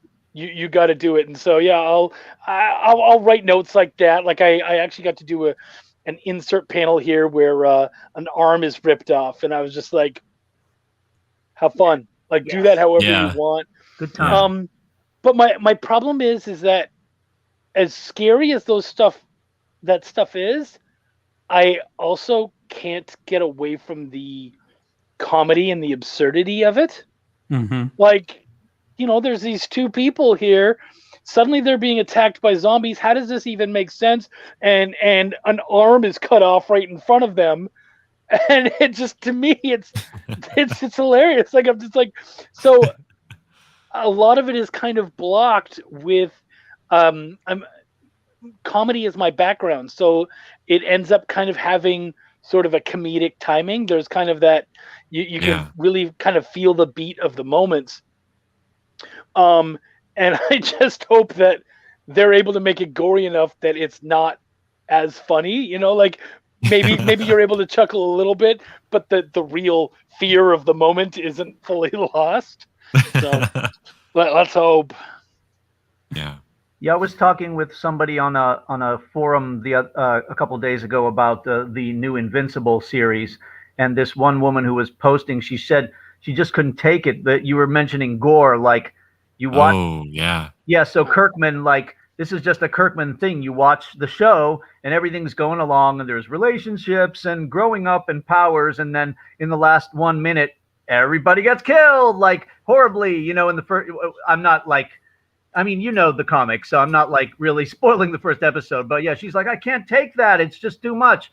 It's gore for its own sake. I'm like, no, it's the murder, the mass murder that's leading, that establishes everything that comes after it, and all that. So yeah, so there's got to be a purpose for some of that, but yeah, some gore. There's some heavy gore in that. Yeah, no, like when I watched that, I hadn't read the comics. Oh, you hadn't? Okay, yeah. No, You yeah. should. So Yeah, I am. I've heard a lot of great things, and yeah, it's on my list. But no, like in one of my friends, we were watching it together because he had read like all of it, and so he was kind of filling me in and telling me about that scene specifically, because I believe in the comic when that happens, it's not as gory as what they did in the show. Not quite, like, no. Yeah, it's more like all of their heads get like like kind of like taken off in the comic, but like in the show, it's like we're gonna make this like a big like slaughter scene. They wanted to like outboys the boys or something. Yeah. Yeah, exactly. Yeah, that's what I thought. And see, I had watched some of the boys, and I was like, holy crap, this is like the boys, but see, like animated. For me, that's the kind of stuff that hits back on like what Chuck was saying, where I still see comedy in that kind of stuff, because like at the end of the day, it's like, oh, this show's in like Batman animated series style animation. Let's go ultra gory with it. Yeah. Yeah. I mean, it is what it is. That's how the story was written. It's just I find humor in that kind of stuff too. Oh no, and I think I just hide behind that. When I'm uncomfortable with it. It's just, yeah. It's just easier to laugh and go, that's not real. Because if you buy into it too much, I'll be like in the fetal position in the corner, just like, oh, the heads are gone, like it's. Well, I could kind of prove that I'm working on something. I guess I have a. Yeah, totally. Yeah, I'm sorry, Chuck. I'm just needling Chuck here. So yeah. I mean, I only have one computer. I don't have two monitors. So let me switch to. While we were working, I did the first. I transcribed the first 2 pages. And this is kind of just what it looks like there. That's all. It's kind of a campy. It's a campy scene. The page 1 is a splash. When last we left the scene, dear readers, and then we go from there, and kind of the supervillainess has two of her foes, captured, and is about to sample them for genetic material to create an army of clones, and then they break free, and by the end of this page here, the super heroine who was bound in the shackles or whatever has broken out and signaled her compatriots through the signal device in her amulet, so voice activated. So That's how far I got in the first 2 pages there, but that's kind of what it looks like. Yeah. Yeah. No. So, Looks so I good. want to ask you a question because I'm interested in this is something I actually had to deal with recently. Um, All right, you you can stop started sharing. I'll stop All sharing right. first. you started with a splash page. Do you usually start your books with a splash page? I have in the past 2 issues. I've kind of often used splash pages as bookends for a story, or wherever we need some real big emphasis.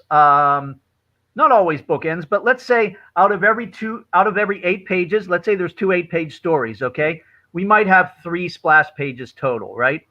And yeah, usually I try to start the issue with a splash if possible. There's reasons not to, but often I think it's impressive to open the book, and once you see the summary on the inside cover and the characters and all that, you want to see something impressive and large that kind of immerses you immediately into the world, and doesn't make you think too hard and look at too many panels. So on the first page at least. So yeah, I try. I mean, it's not a hard and fast rule, but I like to open stories with, at least open the first of the 2 stories with a splash. Mm-hmm.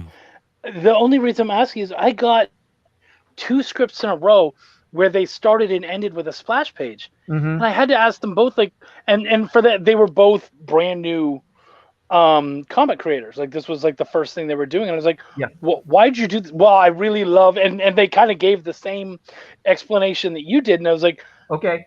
okay, cool, but you don't necessarily want to make this a habit. You know what I mean? Like, you don't want that to be necessarily your thing, or else we automatically know what it's going to look like. You know what I mean? There's no real I guess it becomes a pacing issue. You know what I mean? Because it's always going to start the same way. We're always going to see those the same thing. It's like Star Wars is always going to start with a crawl, which is neat. But you remember that first, like when you watched like Solo or something, and there's no crawl, and you're like, oh, okay, cool. That was neat. I wasn't expecting that. I didn't say that. I said, "Where's my crawl?" Did you really? Yeah, I was like, "Where? I was what's going on here?" excited that there was no crawl. I was not. Again, this is a philosophy thing, but I just, to me, it was, and I'm definitely not coming down on your style or anything, but to me, it was just like, if you're just doing it because, then, I think we need to, when we're working, we need to be asking ourselves, why am I doing this?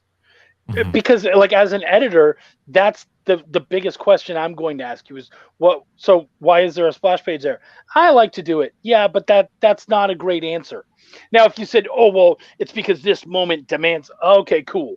That's the kind of answer that I need to hear. Mm-hmm. But if it's just like, because I like it and I think it's cool.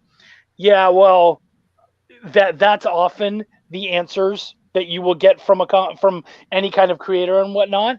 And you can still do cool without trying to be cool. You know what I mean? I fairly habitually do my third page as a splash, and then I always typically end with a splash. I think Tilt 3 I didn't, and had like a 3-panel or whatever, but still kind of built into a splash style. I love ending with a splash. So. It is great, right? Like, it really, I agree. Yeah. I've seen an awful lot where it's a dramatic thing. And so, I probably wouldn't if it was the end of the story arc or something. I probably wouldn't worry about it. But like, if I need that impactful moment to be like, bam, you better be back for the next issue, then I'm gonna do a splash page. Yeah. It's good for cliffhangers. Yeah, especially that's what I found too. And then I think I use them for 3s because that's where I do like my title page and stuff too. So it's all kind of together. And it gives you that kind of piece of art that I can use, and it comes up early enough on that I can start using it for promo material. Yeah. I'm gonna get multiple uses of that stuff. You don't think you're giving anything away? No, I feel you. I totally feel you. Well, I mean, we did the same thing with Belial too. The first page is a splash page, but I think that's the first time I've ever started any of my books. I've never done it, and now I want to. Yeah, it was the first time I'd ever done it. We tear up the script.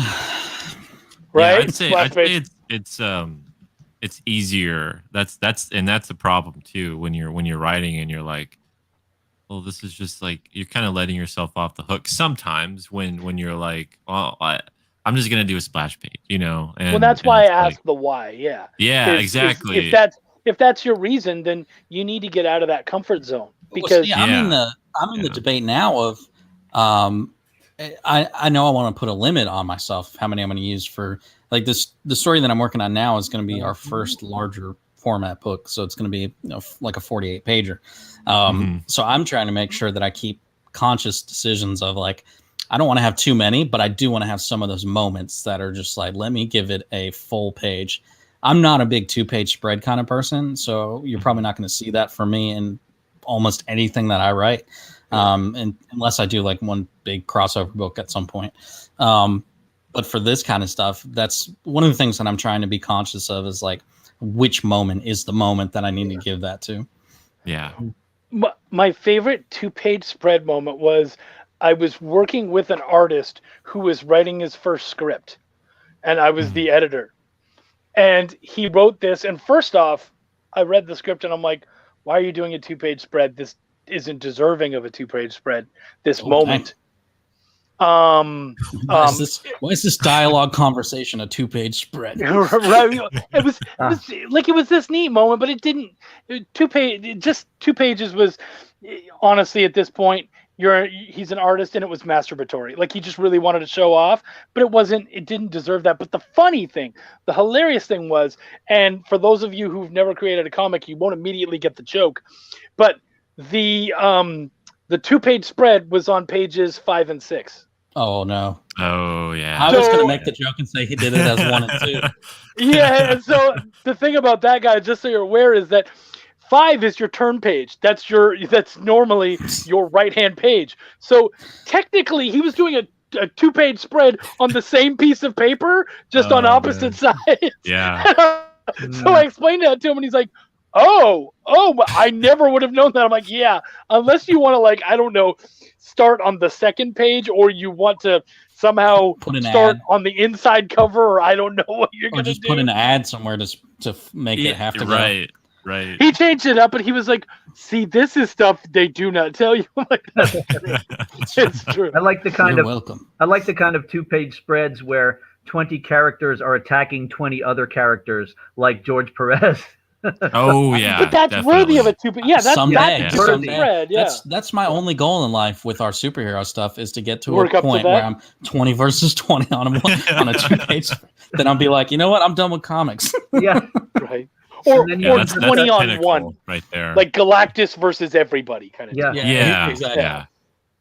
So I happen to have a copy right here of Jupiter's Legacy, and at least the first, because I was rereading it for the upcoming TV show to get psyched or whatever, and I just noticed at least the first 3 issues start and end with a splash. So that's Mark Millar.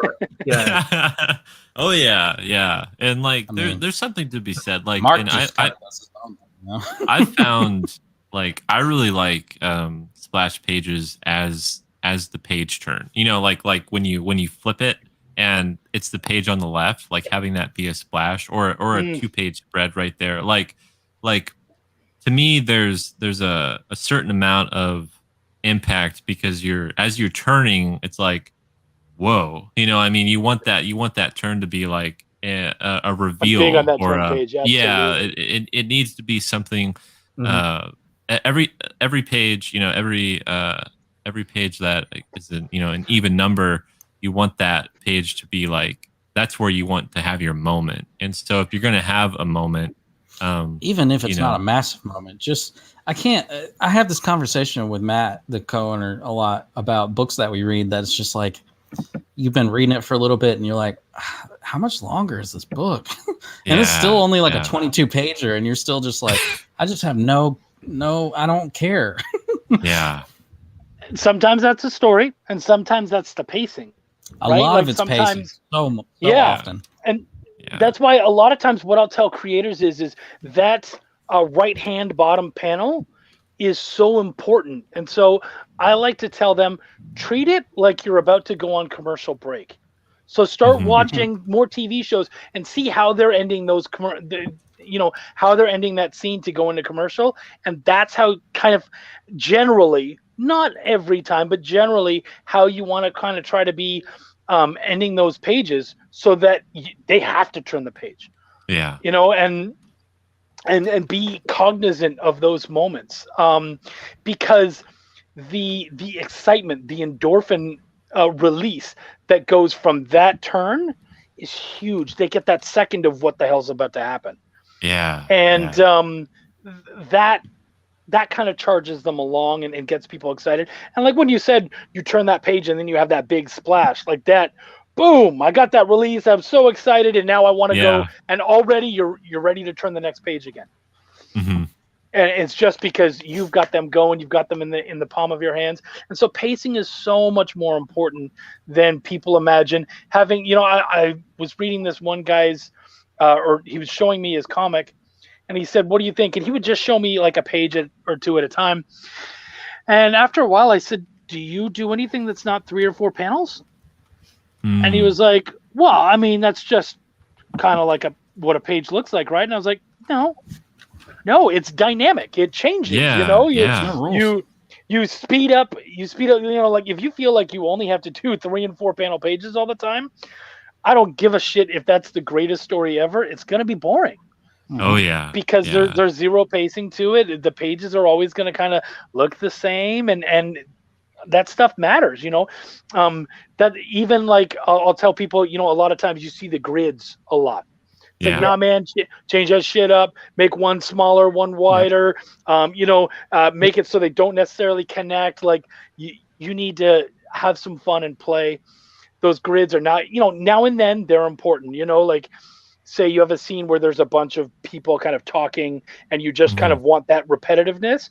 Great, cool. That grid, because you don't do it very often, becomes dynamic. Yeah.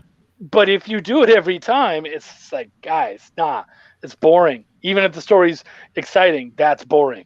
Yeah, it feels sterile to me. Like when I'm reading something like that, sometimes where it's like, if what they're talking about, if it's a conversation piece, what's being told on really massive amounts of like panel work, if it's just all the same boxes and the same dimension of boxes, sometimes honestly when I get to those pages in comics, like I'll like let out a sigh and I'll just be like, oh man, like it doesn't excite you to read it, and like where you're like, oh cool, and that's why Alan Moore, the fact that he's able to do what he does in Watchmen and in different books he's done, I find so masterful, because it's heavy reading. I mean, it's not like a little dialogue here and there and some narration boxes. It's like reading a novel, in a lot of ways. And so it's really tricky seeing how other writers approach that. And I've noticed that more and more as I've written more comics, how important that is to don't keep to the same amount of panels, and also don't feel like you can only have a few. It's like if you can fit like enough panel work in a page, because I'm one of those people that's like, put as much as you can, because you want it, even though it's only so many pages, you really want to get the story across, and you really want to make it worth the money and make it worth your while. But, not to just go nuts with it and put a ton of text boxes everywhere. But, I like the idea of taking advantage of the page as much as possible, without slowing the reader down. But it's the pacing issue is something I've learned to get better at the more I've written and the more I've worked on stuff. And it's really exciting, like to figure those things out and be like, man, like you can just feel if something needs to be tweaked a little bit when you're writing, and you're like, nah, like this scene has gone on for too long, or there's something wrong with the scene and we need to break it up a little bit here. And that's when splash pages, and when those really reveal moments, or when you want to break up a sequence or a really kind of belabored scene where you can make the reader feel like they're coming up for air, and it's like, whoa, and they're progressing through the book, and they feel like they're making some they're getting through it. Like it feels good to finish a comic. It feels good to finish what you've started and what you've been reading. And so you want them to keep going, and that's why, cliffhangers and why, like you said, the bottom panel of the right page is like so important, because you want them to keep flipping through it and keep reading. So, it's all. oh, No. Go ahead. oh, okay, Chuck. So yeah, with our books, both of our artists vary the panel sizes quite a bit visually, and nothing looks the Yeah. same from page to page. We vary from 1 to say 6, right? So, and the only time I've had 4 identical size panels in any of these 2 books was during a transformation sequence where you want to show the woman at the same size for four, just gradually changing. Otherwise than that, it's all in different sizes and different numbers.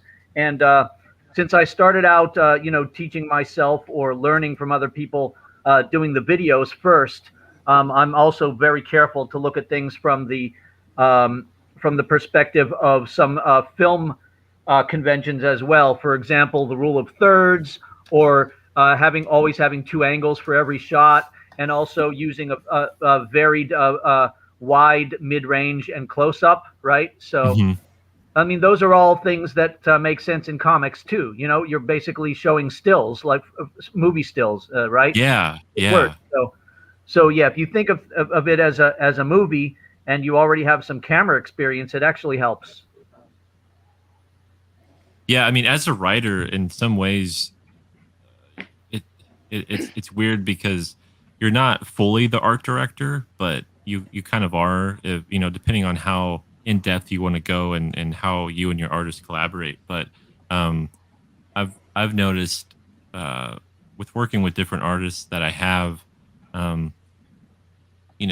everyone kind of has their own communication with you in certain ways. And myself and Anthony Gonzalez Clark, the guy who does work for Seasons, we've been friends and working together for years. So it's been it's become such a chemistry that we really don't have to work that hard at communicating with each other. But when I've worked with other artists, it's really interesting to see what they like from you or what they want to get. Some people want a lot more, some people want a lot less. And when it comes to like panel descriptions or how you want to, work with them. But I think what I love is when you're able to, find that like pocket with your artist and try to find those moments where you can really let them fly and go, hey, like this is how many, maybe this is how many panels or how many shots there needs to be on this page, but you're way better at laying out things. So like I'll take my hands off of this, or something like that. And a lot of the time writers like have to get out of their own way when it comes to working with the art and thinking about shots, because for me, it can be really repetitive in my head, what I'm trying to see or what I want the reader to see. Like if there is a heavy dialogue portion and I'm like, man, like there's only so many different ways you can. In my brain, I'm thinking like, show this character, and then it's like, what else? Do we want to do? We want to show, an overhead. Do we want to show, like a nature scene? It's like, how do you want to do this? And so those have been always the most interesting pages for me to work on with my artists, because it's the most challenging thing. Honestly, writing dialogue scenes in comics, and so to not have that, not have that feel right, so, not have that feel so repetitive and boring. Well, and make it mean something. Right. The only things we really have control over on those heavy dialogue scenes are like emotional expressions and stuff, and that's so important rather than just having flat face. and word bubbles. I mean, Right. I try to preach that as much as possible. It's like if they're putting emphasis on specific words, or if there's some sort of emotion behind the line that they're saying, like show it. Let the artist show it.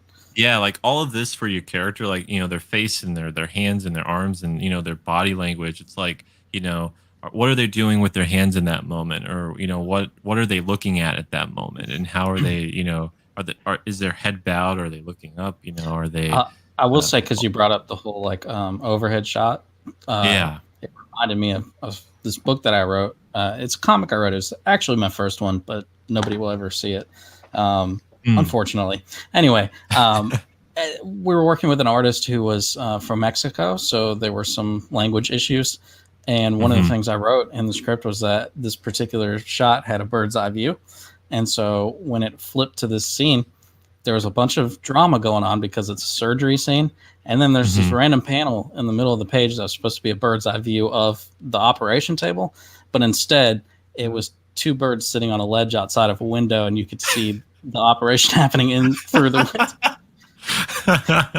So that's funny. So this particular book I wrote for another company, and they kind of let the letterer adjust my work, like my script and everything. Oh no. And not only did he do that, but he put in the wrong page, and he left in the printed version the one that has the bird's eye view of these two birds sitting on the ledge. Oh man, that's bad on him, right? If I can find that page, I would send it to you just because it's funny as crap. Yeah, I would love to see hilarious. that. It's a good thing you didn't say It's a good thing you didn't say worm's eye view, because there'd be just two worms sitting on a ledge.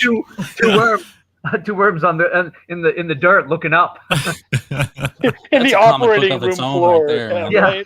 Right? Man, that's crazy.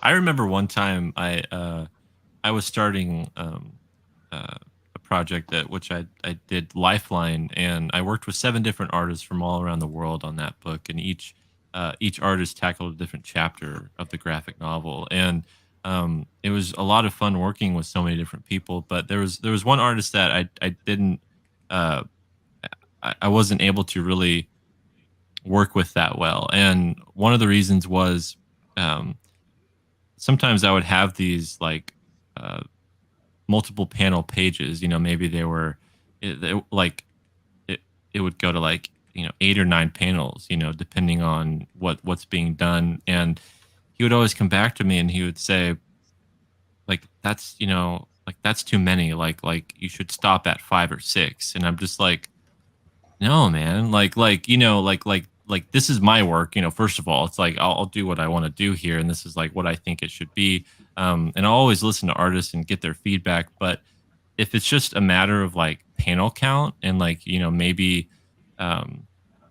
like you were saying, there's no rules there. Unless it's like clogging up the page so much that it looks like it's an eyesore to like the reader or to you. But like I found that you can't just be like, a comic should just have these many panels. And when you're working with someone, when you're collaborating with someone, if they try to change your work around too much to where it's not yours anymore, it's like, this isn't going to work out, and right. I think like you have to really be able to, as a writer, as someone who's like maybe the one who is really getting this thing off the ground, you have to be able to like trust yourself and what you want to see on the page. At the same time, be a good collaborator. But I think like, anytime you notice someone trying to change your work just because it makes it easier on them, or makes it, just like where they kind of want to take over or take control, that's when you run into some issues. And I've had a few of those. Unfortunately for mine, it was everything was great, like as far as the relationship and stuff. And then they didn't say that stuff was changed until they did it, and the book was done. And so then when I got a copy of it, I was like, this is not what I wrote. Also, it's supposed to be dramatic. I don't understand why this letterer decided to put in cheesy lines and stuff from this character's dad, and just he changed it. So what I did, because I still had access to all the original art files, was I went in and I re-lettered it myself, and I have one single printed version that I called the redacted version. Oh, cool. Director's that's cut? cool. Yeah. Yeah. So I have that on my shelf, and it's just like, this was what I originally intended for this book to be. That's cool. It could have been a good series, but I'll never see it. Yeah. And that book never came out? It came out, but they don't do anything. Like, it exists, and that's pretty much all I can say. Is just it exists. They don't go to I mean, they'll do some local shows and stuff, but they don't sell online. They don't promote the books at all. Yeah. They sound like winners. Super winners. I don't even know if they still publish, honestly, because they had another project that I was working on for them that, for those that don't know this about me, my favorite hero is Nightwing. Since I was little, always been. And so one of the things that they do is they do anthropomorphic characters. And so they wanted me to do like a Nightwing-esque story with an anthropomorphic character. And I freaking love the script that I sent them. And it has been in development hell for like 3 or 4 years now. Like, this is stuff from before Catalyst even started. Yeah. and it's still not come out. There's a bunch of pages for it, and it looks amazing. I put out like 10 books. But we tried to, I mean, our 5th one's coming out for us. But this particular book, I was so excited because it was like my little homage and nod to Nightwing, but anthropomorphic, so I could still be a little bit more playful with it. And it's just, and it looks gorgeous. That's the other part, is it looks so good. So we tried to buy it off of him, but he won't let us buy it. Oh, man. Well, now getting back to the 8 or 9 panels, I'll be honest, I try not to write more than 7. I know that artists do have an issue with that, but the other thing is when you start to get to 9 panels, and I'm not saying you can't do it, but when you get into 9 panels, it becomes really hard, to get the detail in there because everything's a lot smaller now, but also to get the detail in there and to not lose stuff with the dialogue, because you have a lot less room for dialogue because you've got 8 or 9 panels on a page. So I kind of get where the artist is going, and it's a lot of extra work for them. They really have to pack things in. Right. You think about if they have like a 6-panel page, and that's like they get these moments of relief where it's like, oh, cool, I don't have to put the background necessarily on every page. I can kind of, more focus on the characters there. And so they get to enjoy being a little lazy and still making it dynamic and interesting because we're not always staring at the same scenes and stuff. But then if they really have to pack everything agreed to a page rate. Dang it. Well, and that's why they can get very frustrated. It's the same as like people will make that joke. Oh, I love doing comics because I can literally write anything and it can be on a page. And then that artist is like, it can. I have to draw that. Like, yes, you can write it, but now I have to find a way to get it on a page. You suck. So I see where your artist is coming, and I would never tell someone don't do 9 panels. But if I saw it excessively, like I was going through a buddy's script, and he had a fair amount of 8 and 9, like he had several 8 and 9 panel pages, and I was like, "Are we in a competition? Are you trying to see how many panels you can get into a book?" And he was like, "I feel you, man. I feel you." I'm like, "Cut it down a little bit, man. Like." Watch yourself. You can't beat Alan Moore. You're never going to get more panels into it. Dude. And there's the thing is that like a lot of people will look to that. But you don't have that relationship that he has with his artist, and you don't have that relationship with the audience. I'm not even that big of a fan of his. And I know that's sacrilege to say in making comic books, but I get it. I think his stuff is very convoluted. I said it. It can be. I like his. If you have his problems, writing, but you can write me a letter to chuckpino@gmail.com. Right. I think. That's I think those emails. It's really. I couldn't get past the 3rd issue of Prometheus, so that's just. Right. Yeah. I didn't understand the first one. What the hell? It was just chaos. The whole book was just like, what is happening? I read Watchmen. I was happy, and I really didn't try to go much beyond that. You should just pick something up.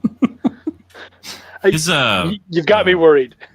Well, because it's just like you read Watchmen, it's like, man, that's a really well-rounded story. Like, even some of that's a little bit convoluted, but then you pick up some of his other stuff, and you're just like, this is the same guy. The Tom Strong stuff is okay. I think that was probably my Yeah, I really like Swamp Thing stuff. Oh yeah, that's it. Yeah, and I think it's because like when he had to do the superhero stuff, I think it kind of kept him in a box a little bit, you know. Yeah. And he's one of those people that probably needed to be kept in a little box. Yeah. I think it's one of those things where, well, it's funny because I've had that, but like I've had other times where, I maybe have like 5 or 6 panels on a page, and then I get like I'm working with an artist and I get a page back, and maybe they added something, maybe they added a panel, or maybe and I'm like, I like when that happens, and you're like my first thought, because it just happened with One Last Job. There's a scene in the first little section of the book, and I had written it the way that I had written it, and he sent me it back, and he sent me it back the way I had it written. Then he sent me a revised version that he did on his own, and it had this one extra little panel that was just trees outside of the window of where the next little section was. Yeah. And what I realized, like when I was just reading through it, I was like, oh, he did that to break up the pacing, to slow you down before this moment. I was like, oh, okay, so that's how you know you're working with a good artist. Totally. Yeah, when you work with someone that when you get something back and you're like, whoa, you made it better. That's when you know that. Yeah, that's when you know that. Because we're so good. No. But yeah, like, I mean, how could you possibly make this any better? Yeah, how could you make this better? And then you're like, why didn't I think of that? But why didn't I think to write panel with trees? Dang. Yeah. So like that's when you know that you're working with someone who cares about the story and who's not just being lazy, and being like, because when I brought that same page to someone else, they were like, this is cool, like sweet, like I'll do this, and it's like, it really depends on who you're working with. I think one of the things that's changing a lot in the industry now, and I don't know everyone here. I only know the 2 left-hand guys very little. But as far as the publishing side of stuff, for all of us, I would assume it's getting so much more about building relationships with these creative teams than it is about just getting random people to do the art and random people to do the lettering. Like, we want to build teams that we can have even just unrelated comic book conversations with, and like we want you to be passionate about our project too. Yeah. If you're not, then I feel like you're kind of robbing us of either a good relationship or what could be a better book, because you're just treating it like a paycheck. Yeah. I even found that with, for me, variant covers. Working on the variant covers, I tried people who don't. Yeah. Well, yeah. And so, and actually, I will not throw any names out, but I got Chuck. Yeah, I will not. No. I already called out Alan Moore. Let's go. Well, no, these are dudes I work with. No, that's not happening. Okay. But chuckpino@gmail.com. We can talk about it after. But there's variant covers where you can look and you can be like, these people were all in sync. They get it. And then there's other ones where you look and you can go, I don't even know what's up with that. It's some people respect the process and really want to be a part of what you're doing, and some people are really excited for a paycheck. And it's like, cool, well, I got what I got and I paid you, but that's probably the last time that'll happen. And because so many of the people, especially on this last campaign that I worked with, were really good. Like even Steph Wilson, who is not someone who I would have thought was someone who was going to do an amazing Belial cover, he actually sent that to me and said, hey man, this is something I thought you might like. And I was like, shit, now I have to pay for another cover. Because he was so excited by the book and he just did such a fun, great idea that I was like, yeah, now I actually got to do that. And Steph's a good guy, yeah. He's a great guy. People like working with Chuck. Woe is me. What a whiny bitch. But I think that's our job, like you were saying, is to to create that level of inspiration and that level of excitement where eventually, like we're talking about, Belial 3 already and the variant covers that we want to do. And it's like, I don't know who I want to do it because I'd like to bring on some new people, but I really love who we already worked with, and I would love to keep using them because their stuff is so good, and they get it. No, man, you gotta start just slowly picking one or two each campaign to make the other ones sweat a little bit. And be like, oh, well, maybe he didn't like the last one all that much. Oh no, he's gonna. Well, maybe if you do better next time. Yeah. So then they start sending you ones like, hey, I noticed you didn't hire me to do a variant. Here's some art that I was, I thought, oh man, maybe Chuck would like this. Well, yeah, I mean, the more it's in the name, variant, right? So we don't do variant covers, but I do have pinups, and my original intent for number 2 was to have one specific artist from Pittsburgh do 4, and she only ever finished 1, and then the second one she sent me was the body looked all weird and wrong, and then she never fixed it and never sent me 3 and 4 at all. So I actually kind of lucked out because the first one she sent me was real good, but then I got a chance to do 4 radically different pinups from 4 different people instead of just relying on the one person for 4. And I think I resolved from now on never to ask one person to do that many things at once. It allows them to concentrate more on the one that they need to complete. Yeah. So. Yeah. Anyway, that was my little experience also, with asking someone to do too much, probably. Yeah. Yeah. Also, the more people that you involve, the more new fan bases you're able to get into your book. Like, definitely. Yeah. Well, I mean, that's the theory behind it, right? Like, so right now there's a book on Kickstarter called Apex. And that is published by my company, Bonfire Press, and it was my good buddy Ben Cook. This is his first book ever, and so he, his artist did a cover, and then Ben came to me and he goes, "Cool, we got an idea for a variant." And I'm like, "Oh, great, who's doing it?" And he's like, "My artist," and I was like, "No." He's like, "What?" And I'm like, "Nope, no, he did a cover, and that's really cool." You want other guys to get in there. You want to give other people a chance to play with your title. You want to bring their fans in. You're not adding anything new. And it's kind of taking away from the point of a variant cover. A variant cover is a different angle, a different look, a different artist. You know what I mean? And it's also a chance to sell to a different demographic, a different style of art fans and whatnot. Yeah. And it was like, oh, okay. And so we were able to bring on Matthew Weldon, who works for Antarctic Press. He does Punchline. Yeah, and he's amazing. Punchline is amazing. Isn't it an awesome book? Oh yeah, I love it. Yeah, I backed all of those. And they're good guys, like because they're from Austin and San Antonio where I'm at, and just really good dudes. And so I was like, hey, let's hook up with him. And he did an absolutely amazing cover for us. We were so excited. It did terrific. And now we get to tap into his fan base too, which is going to be wonderful. And it was something that Ben then was able to go, I never thought of it like that. Like I never really, and I'm like, yeah, like this is a business, but also, we get to play with new people, feel new people out. And I think that's really important because now down the road, Matt Weldon is one of those tools in our toolboxes where we can go to him and go, we loved what you did on this, and we now have this working relationship. We think you'd be perfect for that. Yeah. Heard it here first, people. Chuck thinks Matt Weldon is a tool.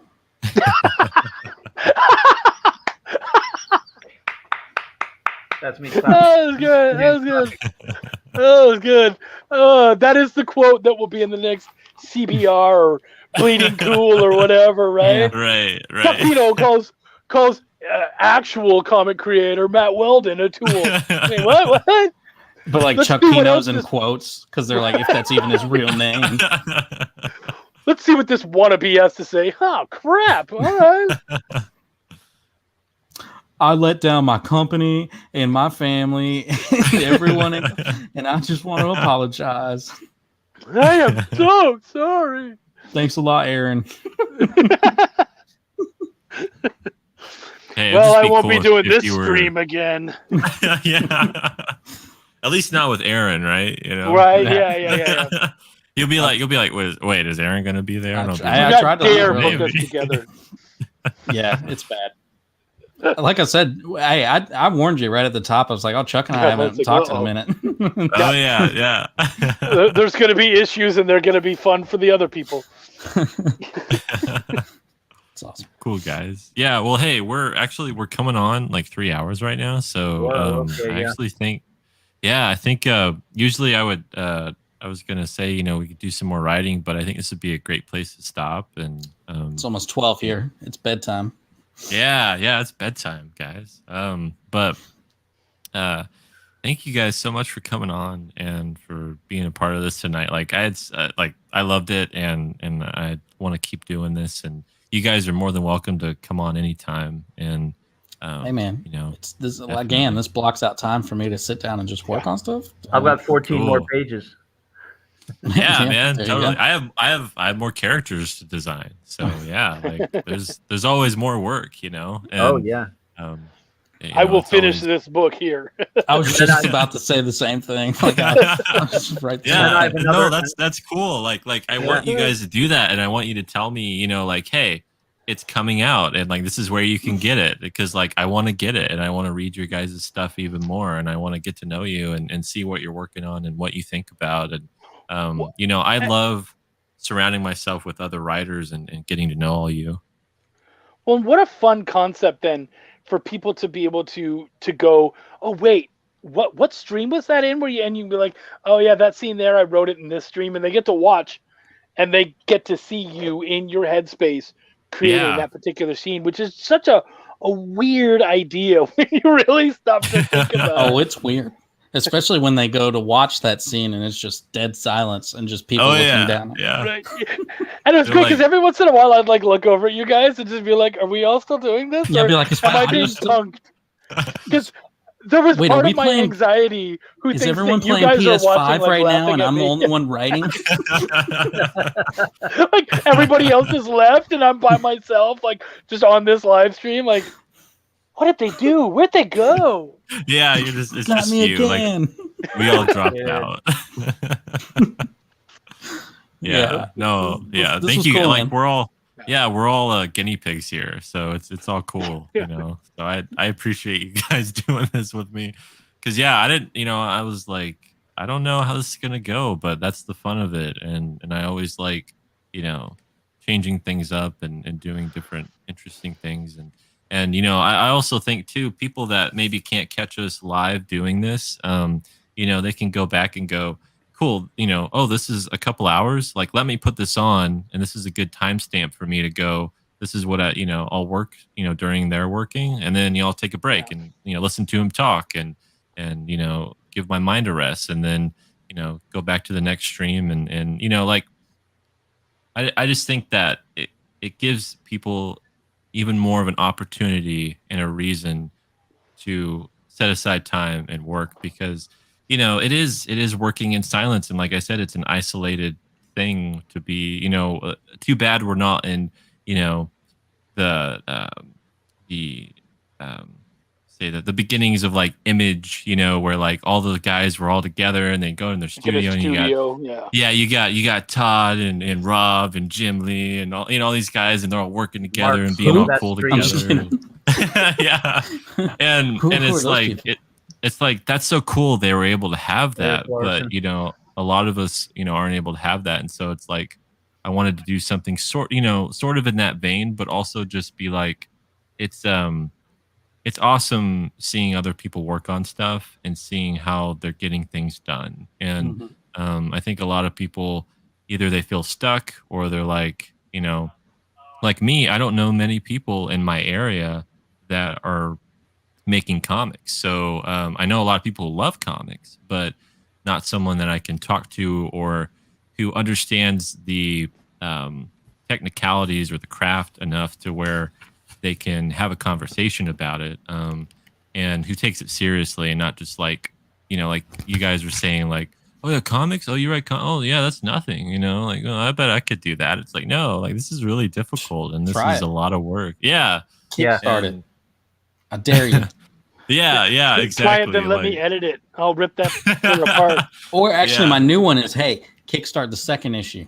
That's my new one. Yes, 'Cause, yeah. everybody seems to be hitting pretty well on their first Kickstarter right now. Things are starting to level out. I don't know if you guys are noticing, but it's starting to kind of start leveling back down, where it's like not everyone's funding on their first campaigns now. Yeah. But I'm noticing those second campaigns is where you notice whether people liked it or not is what I'm going to say. Well, and I think I said it recently on a Facebook status. I said your interior art and your cover, they're gonna sell issue 1. Yes. But the story, that's gonna sell issue 2. Exactly. Yeah. Like that when it's all together and you got the whole thing, that's when someone's like, oh shit, I gotta get 2. Right. And so you gotta remember that, because there's a lot of people out there who are putting out some amazingly beautiful books, and then you read them and you go, but I'm not touching issue 2. That was rough. And it makes you feel bad as a creator too, because it's like, we try to be supportive, but the more and more I get into this stuff, the more and more I'm like, man, shouldn't it mean something if I do back somebody's book?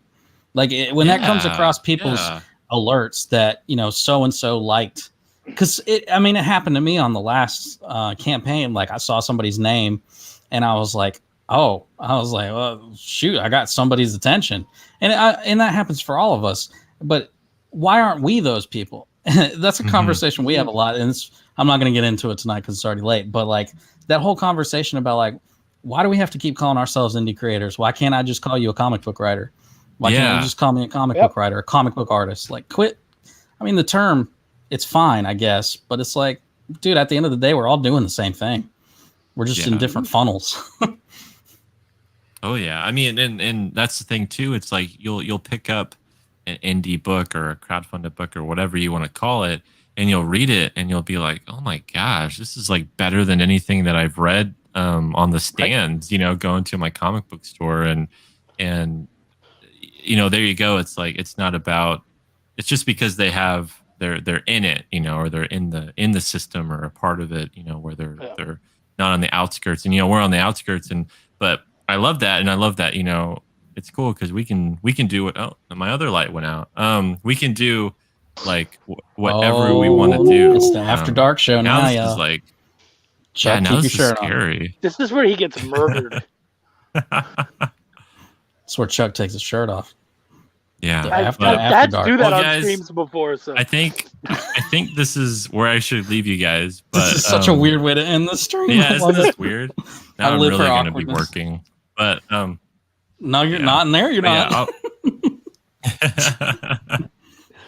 But yeah, thank you guys so much. Sorry that my lights went out, but I'll see you guys in the next stream. I'll let everyone know when we're doing this, and I hope everyone has a great Easter, and you guys have a great weekend, and we'll see you later. Bye, everybody. Bye-bye. Aaron got a question for you. Oh, okay. I'll